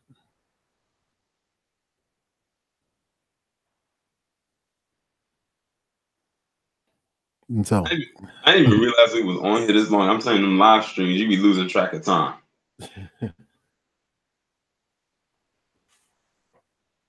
Yeah, but like Cerulean said, if you want to find the document that has the 2019 fiscal budget, I'm sure Google will be your friend. I think that would probably be the best place to go and see if you can find it, because apparently it is a public document. It's not like it's a private document and we snuck in somewhere and got it and it said it was in a cabinet filed as confidential or private. yeah, I Because trust me, if it was, we wouldn't be talking about this on a live stream. yeah. I mean, you're on Discord. I have the documents in front of me. I have it downloaded on the computer. Um, yeah, you can download a PDF. Matter of fact, I think I'm going to upload this to my Patreon. Anyone could go to my Patreon for free, see any of the books that I put on there. Those are completely free. You don't have to be a Patreon to me to view those books. I'm actually gonna upload the budget, the 2019 fiscal year budget, to my Patreon, which will be accessible to for free. There's other books on there as well if you want to peruse any of those books. Books ranging from survival, hand-to-hand combat, prepping, uh, emergency first aid, real military manuals, manuals that combat medics use today, um, books on strategy, books on just about everything. You don't have to be a Patreon. Again, you don't have to be a Patreon to me um, to view those books. Those are all free books. In your YouTube channel. Oh, my YouTube channel, of course, is Cerulean Gray, Cerulean, Gray, Grey. Well, Cerulean, I definitely appreciate you coming on to the platform to discuss this, because it needed to be discussed, and I knew that you was definitely the person I could go to that could break this down. And I'm sure that the people in the chat definitely learned some stuff. The conversation. I was looking at the chat the whole time that we were talking. That's how I was able to see what people were saying and was able to respond to certain people. But I'm glad that they learned something. I know I did. That's why I said in the beginning that you were going to be doing most of the talking. because you definitely hit on a lot of very crucial points that people can look out for, going into the next year. And of course, with every live stream, this goes right onto my channel right as soon as it's over. So if you didn't get a chance to watch it while it was live, you can always listen to the playback. And most definitely, if you can, share it with as many people as possible, because you probably not going to hear this information from, at least not in this way, from anybody else. Well, gratitude for the invite, esteemed brethren. Um, Gratitude for the chat for showing up. I can't wait for you to do your live stream on your channel, because I don't think you've done a live stream yet. I haven't. It's kind of difficult for me. I doing a lot of other stuff, and then I mean, it takes me like a week to get a standalone video complete. Yeah, Sometimes. because I've actually seen you've been making your rounds lately. Like, you've been on like a lot of panels Yeah, lately. But that's a good thing though, because that means people admire your advice, and they admire your opinion on a lot of things. So that's actually a very good oh, well, yeah. See, um, like there, yeah, I've been getting a lot of pushback for some of the appearances I've been on. Like uh, me, You don't have to say any names. yeah, it gets complicated. Yeah, you don't have to say any names. But I do I do appreciate it too. And shout out to you. I got your notification, speaking of Patreon. Uh, I have responded to you as well. well, yeah, I support a lot of different organizations around the United States, um, and I'm moving towards focusing a lot on the influencers, um, online influencers, because I think that's where, for the most part, we're finding ourselves in shortage. Mhm. Um, the reason why you see a lot of organizing endeavors happening across the United States, as far as Black people go, but are too few and far in between, really is because of advertising. And so I Mhm. want to get into supporting more online influencers who actually push these ideas. You have to remember to support your Black media, your Mhm. alternative Black media is very important. You have to understand, must always have this in your mind that you have been in a war for a very long time. And right now, it's only been in our generation that we've really had the tools available to us to fight back Mhm. and to establish ourselves amongst this war, so that you know what to do in this time of dire need. And so, influencers are very important. Um, like I said, on the online space, digital space is every bit as good as real estate right now, because they're not making any new land, but digital space is always expanding. Mhm. And so, to control a sphere of influence, be able to get your opinions out to influence the malleable minds of the youth, who will somehow, uh, you know, trip over this YouTube video, because they'll stumble over this YouTube video, see it, and learn something. Then they'll take that back into their everyday lives, Mhm. because it's about creating a viral meme. But you don't want the viral meme to be something that's trendy. You want it to be something that's educational. Uh, we as Black people, we already have enough trendy things that we follow.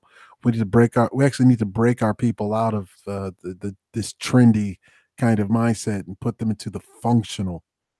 Right.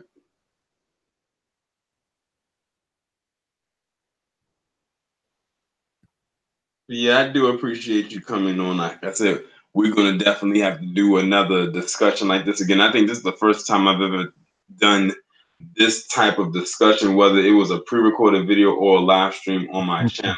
And I definitely enjoyed the conversation. I can tell the people in the chat enjoyed it as well, just based on the feedback. But I'm gonna let you go, because you probably have some stuff that you got to do. Who knows? You might be putting together another one of your masterpieces, another one of your remixes, hopefully. I am. I am. So yeah, let's go with videos. Um, because I just did Black devaluation. Um, also had the Gray Faulkner plan in its totality. Mind you, the Gray Faulkner plan is called the Gray Faulkner plan, but it is not exclusively Cerulean Gray and Officer Faulkner's ideas. These are a collection of brothers because, again, organization begins with the proper organization of men. That means that we have to combine our finances, our intellect, and our sweat equity. And this Gray Faulkner plan is, I think, there's some I can be proud of because this is an example of how to collectivize the intellect of Black men. Um, so we talk about military, talk about police forces, fire departments. Actually, break down part of the Great Faulkner Plan in battlefield strategy. Battlefield strategy. We talk about the spheres of influence in their mission based, their mission focused. Working with the army that we have, we understand that with the Black women have more money than Black men simply because there are more Black women than there are Black men. So that puts them in the sphere of economics. That's one sphere of human activity. They're more educated than Black men per capita, simply because there are more Black women, and more Black women are in education already. So that puts them in the educational sphere as well. Um, because putting a Black face in front of a child, even if it's a Black woman, is important because it does reduce, um, Black dropout rates. Okay, um, when there's nobody in your child's school to relate to, there's a high probability that they'll drop out. You put a Black face in front of them, uh, they lessen that chance because now you put somebody in front of them that they can relate to. So we want women to be push themselves and um, isolate, consolidate, and monopolize the educational sphere.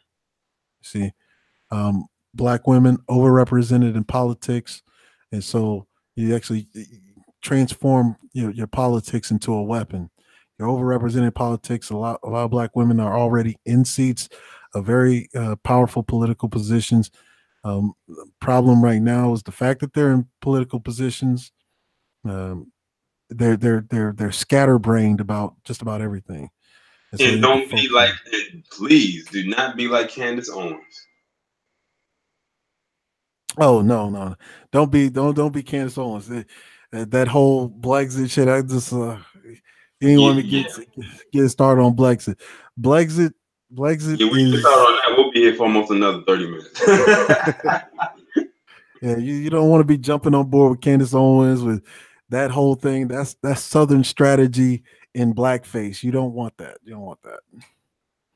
You, All you right, well, look. It's about political power. Okay, they talk all this crap about the Democratic Party. It doesn't matter about whether it's the Democratic Party or Republican Party, but it's about where your block is, right? So if your block is in the Democratic Party, that's completely fine. That's completely fine. But it is unintelligent and stupid to break your block uh, and separate off. And they use the dog whistle like, the get off the Democratic plantation. Why? So I could go fetch lemonade and butter biscuits for the Republicans? No, oh, don't do that.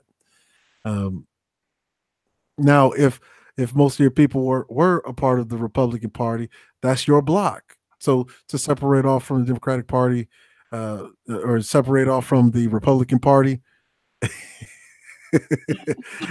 to break your block down. Wherever your block is, that's where you want to be. You do not want to split off your collective political power. If your collective political power is in either party, that's where you want to be.